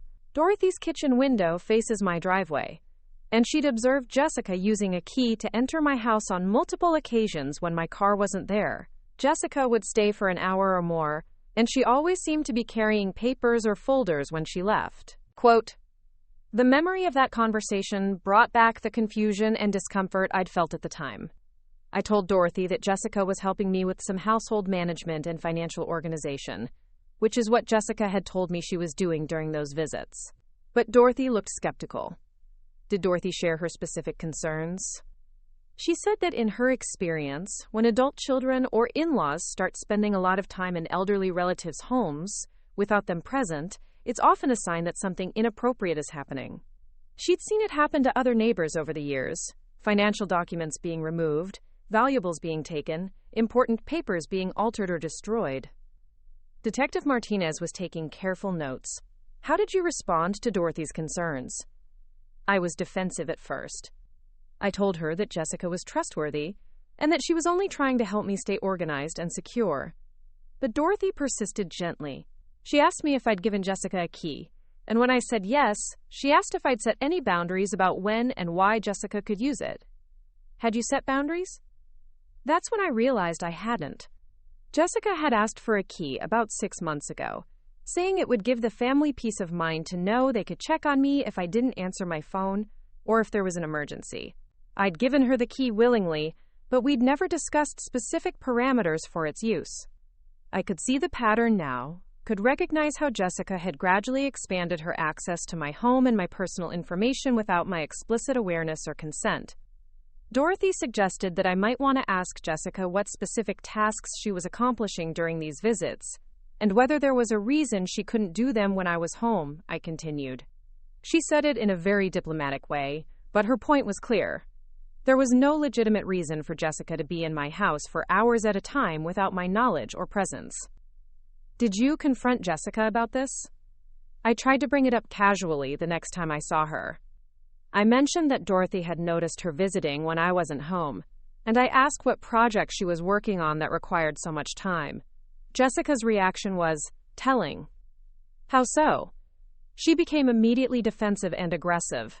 She said that Dorothy was a nosy old woman who should mind her own business, and that it was inappropriate for neighbors to be monitoring family activities. She suggested that Dorothy's concerns were evidence of the kind of gossip and suspicion that can make life miserable for elderly people in close-knit communities.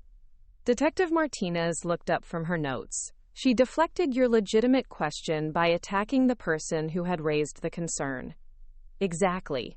And then she turned it back on me, saying that my willingness to listen to Dorothy's gossip showed that I was becoming paranoid and distrustful. Classic symptoms of age-related cognitive decline. She made me feel like I was betraying family loyalty by even questioning her activities. But you didn't let it go completely? No, though I wish I'd been more assertive at the time. I asked Jessica to walk me through what she'd been doing during those visits, claiming that I wanted to understand how she was helping so I could better appreciate her efforts. What did she tell you? She said she'd been organizing my financial files, updating my household inventory for insurance purposes, and researching resources for aging-in-place support services. All of it sounded reasonable and helpful, but when I asked to see the work she'd completed, she said she was still in the preliminary stages and would show me everything once it was finished. I could see now how Jessica had used my trust and gratitude to avoid accountability for her actions in my home. She'd always had an explanation that sounded plausible, always had a reason why I couldn't see her work or verify her claims. The conversation bothered me enough that I decided to do some investigating of my own, I continued. The next day, I went through my financial files to see if I could identify the organizational work Jessica claimed to be doing. What did you find? That's when I discovered the first concrete evidence that something was wrong. Several important documents were missing from my filing system. Bank statements, investment records, insurance policies. When I called the companies to request replacement copies, I learned that Jessica had already requested duplicates of many of these documents, claiming she was helping me organize my records. Detective Martinez's pen moved quickly across her notepad. Did Jessica have authorization to request these documents? That's what I wondered. It turns out that she'd used her position as my daughter-in-law and her knowledge of my personal information to convince customer service representatives that she was acting on my behalf. In most cases, the companies hadn't required formal authorization because she was able to provide detailed account information and answer security questions.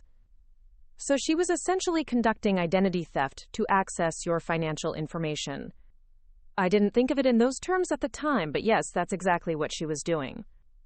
And because she was family, and because she presented herself as someone helping an elderly relative, no one questioned her authority to access my accounts. The scope of Jessica's deception was becoming clearer as I recounted these incidents to Detective Martinez. It hadn't been a simple matter of opportunistic theft. It had been a sophisticated, long-term campaign of financial manipulation and fraud. Mrs. Whitmore, you mentioned there was a second catalyst moment. When did that occur? Yesterday evening, actually. After I'd been thinking about Dorothy's observations and my missing documents for several weeks, something happened that made me realize the situation was much more serious than I'd initially understood. I took a deep breath, preparing to recount the conversation that had finally opened my eyes to the full extent of Jessica's betrayal. Michael called me around 7 o'clock last night. He said he and Jessica wanted to come over to discuss some important family business, and he asked if they could stop by after dinner. His tone was different, more formal and serious than usual, and I sensed that something significant was happening. Did they tell you what they wanted to discuss? Michael said it was about my, quote, future care and security, which immediately put me on guard. We'd been having variations of this conversation for months, and I was tired of being treated like I was incapable of managing my own life. But you agreed to the meeting? I did, though I decided to prepare for it more carefully than I had for previous discussions. I spent about an hour before they arrived, reviewing my financial records, organizing my thoughts about my capabilities and needs, and generally preparing to defend my independence if necessary. Detective Martinez nodded approvingly. That was smart thinking. What happened when they arrived? They came with a folder full of documents and a presentation that was clearly rehearsed. Jessica did most of the talking, with Michael nodding along and occasionally adding supporting comments. It felt more like a business meeting than a family conversation. Quote, what was the content of their presentation? Jessica started by expressing the family's love and concern for my well-being, then transitioned into a detailed discussion of the quote, risks associated with my continued independent living. She had statistics about falls, financial fraud targeting seniors, medical emergencies, home invasions. Basically, every possible danger that could befall an elderly person living alone. I could still remember the feeling of being overwhelmed by Jessica's carefully constructed argument, the way she'd used my love for my family against me by framing her concerns as evidence of caring. Then she presented what she called a, quote, comprehensive care plan that would address all of these risks while allowing me to maintain my dignity and autonomy. The plan included moving to an assisted living facility, transferring management of my finances to Michael and Jessica, and establishing a family trust that would ensure my resources were properly managed for my long-term care needs.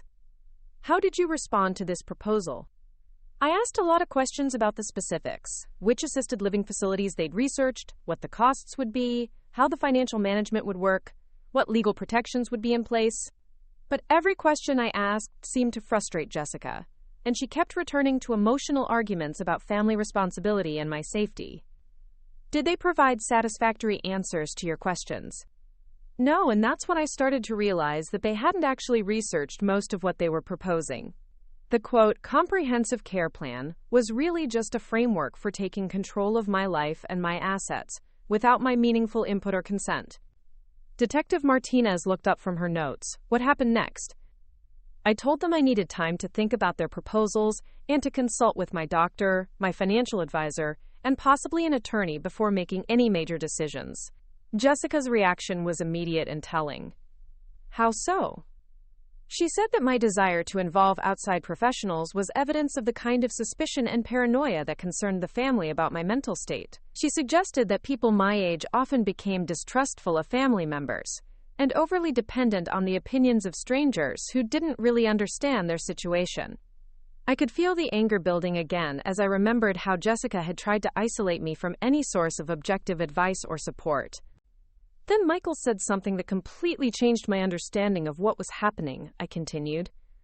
He said that the family had already done significant research and planning, and that delay would only make implementation more difficult and expensive. Already done research and planning? That's when I realized they weren't presenting options for me to consider. They were telling me about decisions that had already been made. When I asked what they meant by Jessica said they'd already visited several assisted living facilities, spoken with elder care attorneys, and begun the process of organizing my financial assets for the transition. Detective Martinez's expression showed the kind of professional outrage I was beginning to recognize from law enforcement officers who dealt with elder abuse cases. Did they have your permission to conduct this research and planning on your behalf? Absolutely not. And when I pointed that out, Jessica said that adult children often have to take initiative when elderly parents aren't capable of making rational decisions about their own care needs. She said it was a natural part of the aging process and that my resistance to their help was actually confirmation that intervention was necessary. How did the conversation end? I told them that I was not going to make any decisions about my living situation or my finances under pressure, and that any future discussions would need to include my doctor and my attorney. Jessica became openly angry at that point, accusing me of being selfish and ungrateful for all the time and effort they'd invested in trying to help me. I paused, remembering the moment when Jessica's mask had finally slipped completely. Then she said something that made everything crystal clear. She said that if I continued to be, quote, uncooperative, they might have to pursue legal guardianship to protect me from my own poor judgment. She said it as a threat, not as a concern, and I realized that they were prepared to have me declared incompetent if I didn't voluntarily surrender control of my life. Did Michael support this threat? He tried to soften it by saying that guardianship would only be a last resort, but he didn't contradict Jessica or defend my right to make my own decisions.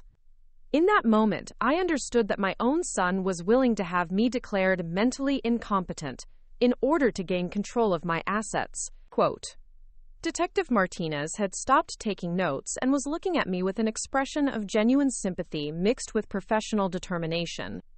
Mrs. Whitmore, based on what you've told me, it sounds like Jessica and Michael had developed a comprehensive plan to strip you of your independence and your financial resources, and they were prepared to use the legal system to accomplish their goals if you didn't cooperate voluntarily. That's exactly what I realized last night.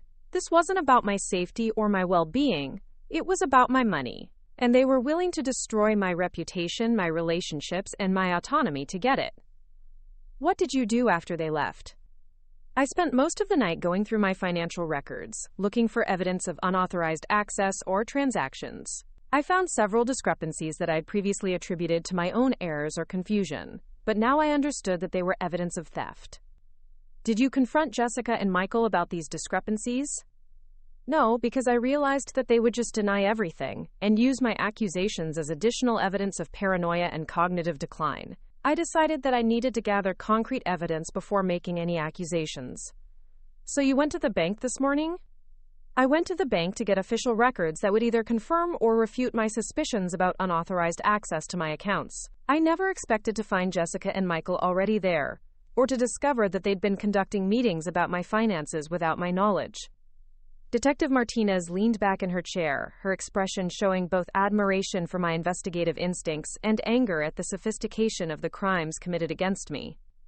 Mrs. Whitmore, what you've described is one of the most systematic and calculated cases of financial elder abuse I've encountered in my career. The fact that you recognized what was happening and took action to protect yourself probably saved you from losing everything. Will we be able to prove what they've done? Based on what you've told me, and based on the evidence we collected at the bank today, I'm confident that we can build a strong criminal case. The forged power of attorney documents alone constitute multiple felonies, and the systematic theft over 8 months shows a pattern of organized financial fraud. What happens now? Quote, Now we conduct a thorough forensic analysis of your financial accounts, trace where the stolen money has gone, and build a comprehensive case that will hold up in court. We'll also investigate whether Jessica and Michael have committed similar crimes against other elderly victims. The possibility that I might not be their only victim was both disturbing and oddly comforting. If they'd done this before, there might be additional evidence to support prosecution. If I was their first victim, at least I might be their last. Detective Martinez, I need you to know that I'm committed to seeing this through, regardless of how difficult or embarrassing it becomes. Jessica and Michael destroyed my trust and stole my security, but they haven't broken my spirit. I can see that, Mrs. Whitmore. And I want you to know that your courage in reporting this and your determination to fight back is exactly what it takes to stop these predators and get justice for their victims. As Detective Martinez began organizing the materials for her investigation, I realized that this conversation had marked the completion of my transformation from victim to survivor. The catalyst moments, Dorothy's observations and last night's threatening conversation, had opened my eyes to the truth about Jessica and Michael's intentions. Now it was time to fight back with everything I had. But as I prepared to leave the police station that afternoon, I had no idea that Jessica's crimes extended far beyond what we'd already discovered, or that her desperation to avoid prosecution would lead her to make mistakes that would ultimately ensure her downfall. The real battle was just beginning, and Eleanor Whitmore was ready for war. 3 months after that devastating morning at First National Bank, I stood in the same courtroom where Jessica Morrison Whitmore and my son Michael were about to be sentenced for their crimes against me. The journey from victim to survivor to victor had been long, painful, and ultimately transformative in ways I never could have imagined when I first walked into that bank to check my account balance. Detective Martinez had been true to her word. The investigation she conducted was thorough, methodical, and devastating to Jessica's defense. What we initially thought was a case of financial theft targeting one elderly victim turned out to be something much larger and more sinister. A sophisticated criminal operation that had been targeting vulnerable seniors across the Phoenix metropolitan area for over 3 years. The forensic analysis of my financial records revealed the full scope of Jessica's crimes against me. Over the course of 8 months, she had stolen a total of $847,000 from my various accounts, using forged power of attorney documents, identity theft, and systematic manipulation of bank employees who trusted her family relationship to me. The money had been transferred through a complex network of shell companies and offshore accounts that Jessica had established using stolen identities from other elderly victims. But I wasn't her only target. Detective Martinez's investigation uncovered evidence that Jessica had been running similar scams against at least 12 other seniors in Arizona, Nevada, and California. Her method was always the same: identify wealthy elderly individuals through her real estate connections, establish personal relationships through various pretenses, gradually gain access to their homes and financial information, and then systematically drain their accounts while undermining their credibility and independence. The total amount stolen from all victims exceeded $3.2 million. Jessica's background, which she had hidden so carefully during her 8-year marriage to Michael, painted the picture of a career criminal who specialized in financial fraud. Her real name was Jennifer Nicole Morrison. She had never legally taken the Whitmore name, despite claiming to be married to my son. She had previous convictions for identity theft in 2 other states, and there were outstanding warrants for fraud charges in Oregon and Washington. Even more shocking was the discovery that her entire relationship with Michael had been built on deception. She had targeted him specifically because of his access to elderly clients through his real estate business, and because she knew he was the only son of a widow with substantial assets. Their chance meeting, when she was supposedly looking for investment properties, had been carefully orchestrated after months of research into potential targets. Michael's level of involvement in Jessica's crimes had been the most painful aspect of the investigation for me personally. While Detective Martinez initially hoped that my son had been another victim of Jessica's manipulation, the evidence showed that he had become a willing participant in her schemes about 6 months after they met. Phone records revealed hundreds of conversations where they discussed strategies for gaining access to elderly victims' assets, and financial records showed that Michael had received over $200,000 of stolen money that he used to fund his real estate business and their expensive lifestyle. The revelation that my son had essentially sold his mother to a predator for financial gain had been almost more devastating than the theft itself. But as painful as the truth was, it also freed me from the guilt and self-doubt that had plagued me since discovering the crimes. I hadn't failed as a mother or missed obvious signs of danger. I had been the target of professionals who specialized in exploiting the trust and love that exists within families.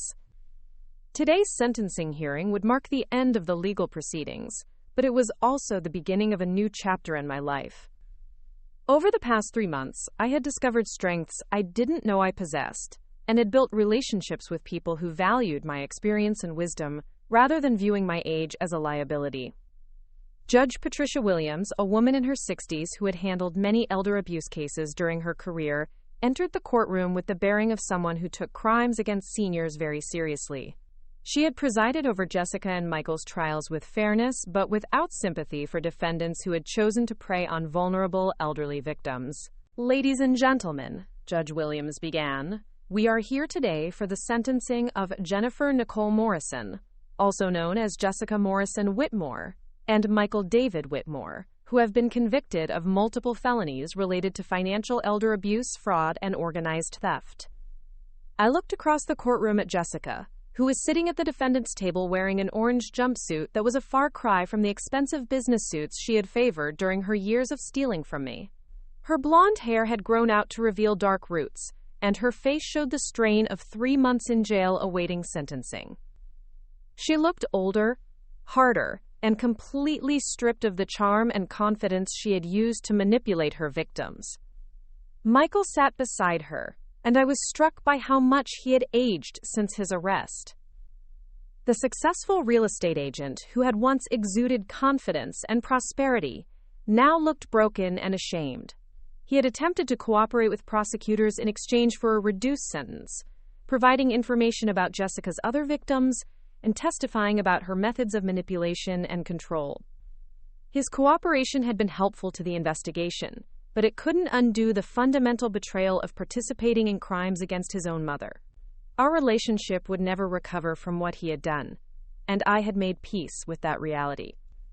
"Mrs. Morrison," Judge Williams said, addressing Jessica directly, "you have been convicted of 17 felony counts, including elder abuse, grand theft, fraud, identity theft, and operating a criminal enterprise.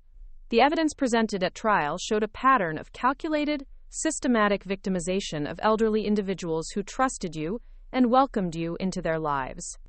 Jessica stood to face the judge, her lawyer beside her. Throughout the trial, she had maintained her innocence despite overwhelming evidence, claiming that she was the victim of a misunderstanding and that the elderly victims were confused about their financial transactions. Even now, her expression showed defiance rather than remorse. "The court has reviewed your criminal history," Judge Williams continued, "including previous convictions for financial fraud in other states. It's clear that you are a career criminal who has made a living by exploiting the most vulnerable members of our society. The harm you have caused extends far beyond the money you stole. You have destroyed the sense of security and independence that your victims had worked their entire lives to build." The judge turned to Michael. "Mr. Whitmore, your case is particularly troubling because you betrayed the trust of your own mother to participate in these crimes. Mrs. Eleanor Whitmore raised you with values of integrity and respect, and you abandoned those values for financial gain. The fact that you eventually cooperated with law enforcement shows some recognition of your wrongdoing, but it cannot excuse the fundamental betrayal of family trust." As the judge spoke, I thought about the journey that had brought me to this moment. The investigation had been emotionally exhausting, forcing me to relive months of manipulation and gaslighting while also revealing the full extent of my son's betrayal. There had been days when I wondered if seeking justice was worth the pain of learning these truths about people I had loved. But as the case progressed, I had also discovered an inner strength that surprised everyone, including myself. I had testified clearly and confidently at both trials, providing detailed evidence of Jessica's manipulation tactics and Michael's participation in the crimes. My testimony had been crucial in securing convictions, and several other victims had told me that my courage in coming forward had inspired them to testify as well. "Mrs. Morrison," Judge Williams announced, "I hereby sentence you to 12 years in state prison, followed by 5 years of supervised probation. You will also be required to pay restitution in the amount of $3.2 million to all victims, and you are permanently banned from working in any capacity that involves access to seniors' financial information."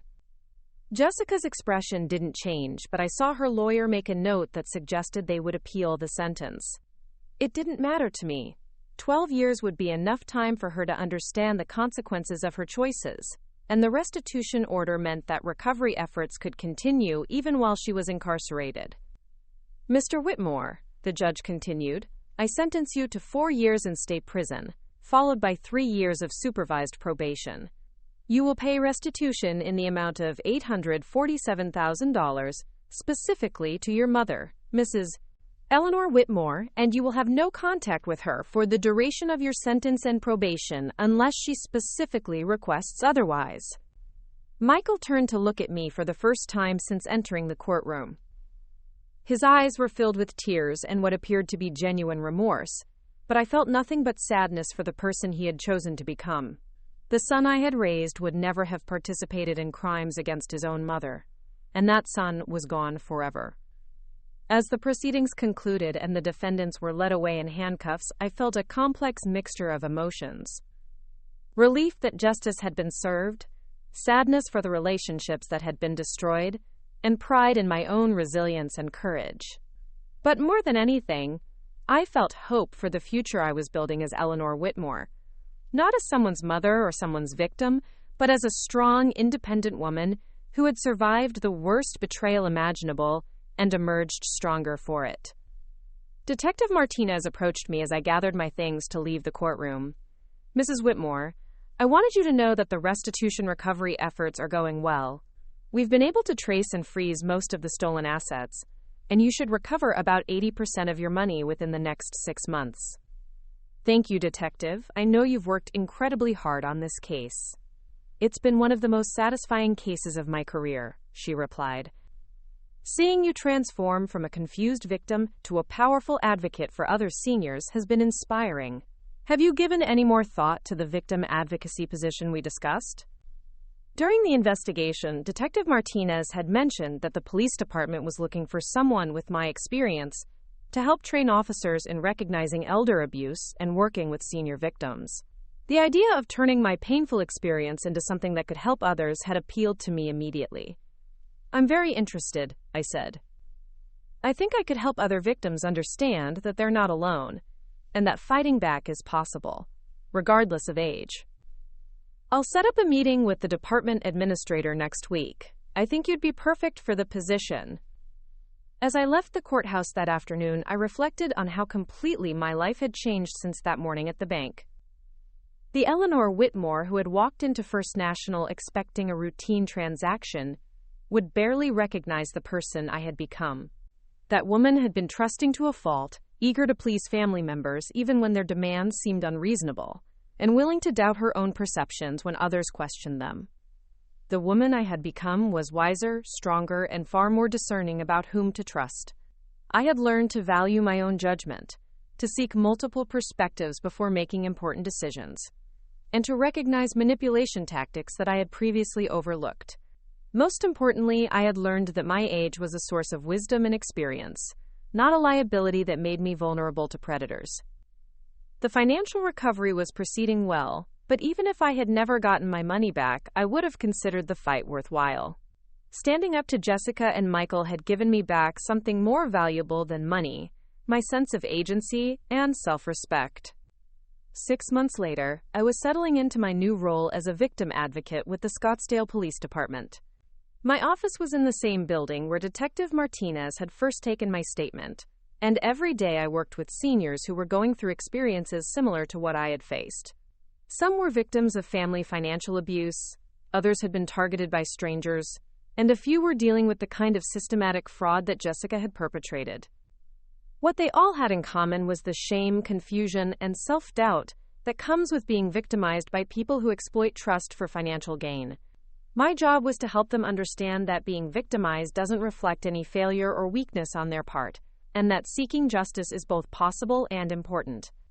One morning, a woman named Margaret Santos came to my office. She was 73, well-dressed, and clearly intelligent, but she carried herself with the defeated posture of someone who had been made to feel foolish and incompetent. Mrs. Whitmore, she said as she settled into the chair across from my desk, I think my nephew has been stealing from me, but I'm not sure anyone will believe me. My family says I'm just getting paranoid in my old age. Margaret, I said gently, tell me what's been happening, and don't worry about whether it sounds believable.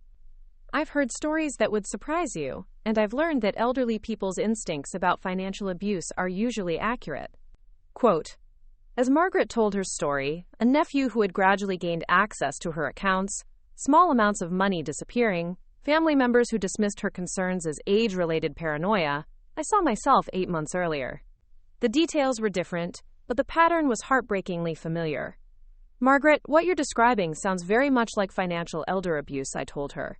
It's more common than most people realize, and it's often perpetrated by family members who know their victims trust them. You're not paranoid, and you're not imagining things. The relief on her face reminded me of how I had felt when Officer Rodriguez first took my concerns seriously. What do I do now? Margaret asked. Now we document everything. We involve Detective Martinez and her team, and we fight back, I said. It won't be easy, and your family probably won't understand initially, but you deserve to have control over your own life and your own money. As I helped Margaret begin the process of reporting her nephew's crimes, I thought about the ripple effects of standing up to predators.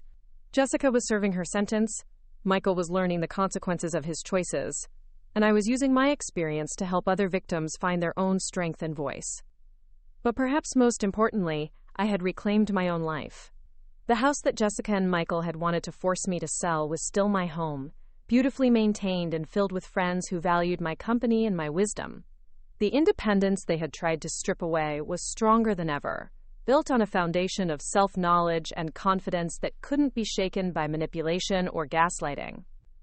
My garden was thriving. My volunteer work at the library had expanded into a literacy program for seniors, and I had developed friendships with people who saw me as Eleanor Whitmore, not as someone's mother or someone's victim, but as a complete person with valuable contributions to make. Dorothy Patterson had become one of my closest friends, and we often sat on my front porch in the evenings, watching the Arizona sunset and talking about life.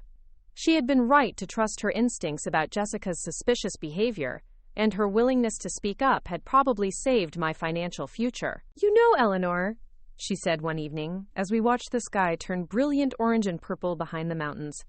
I've lived in this neighborhood for 22 years, and I've seen a lot of people go through difficult times, but I've never seen anyone handle a crisis with as much grace and strength as you did.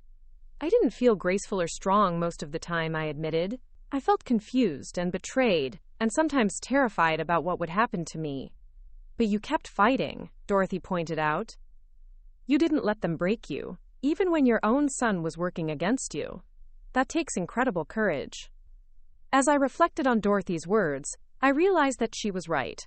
I had found courage I didn't know I possessed, strength that had surprised everyone, including myself. The woman who had walked into First National Bank 8 months ago would never have believed she could survive what Jessica and Michael had done to her, much less emerge stronger and more confident than before.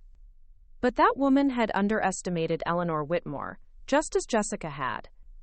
Today, as I help other seniors recognize their own strength and fight back against those who would exploit them, I carry with me the knowledge that age is not a weakness.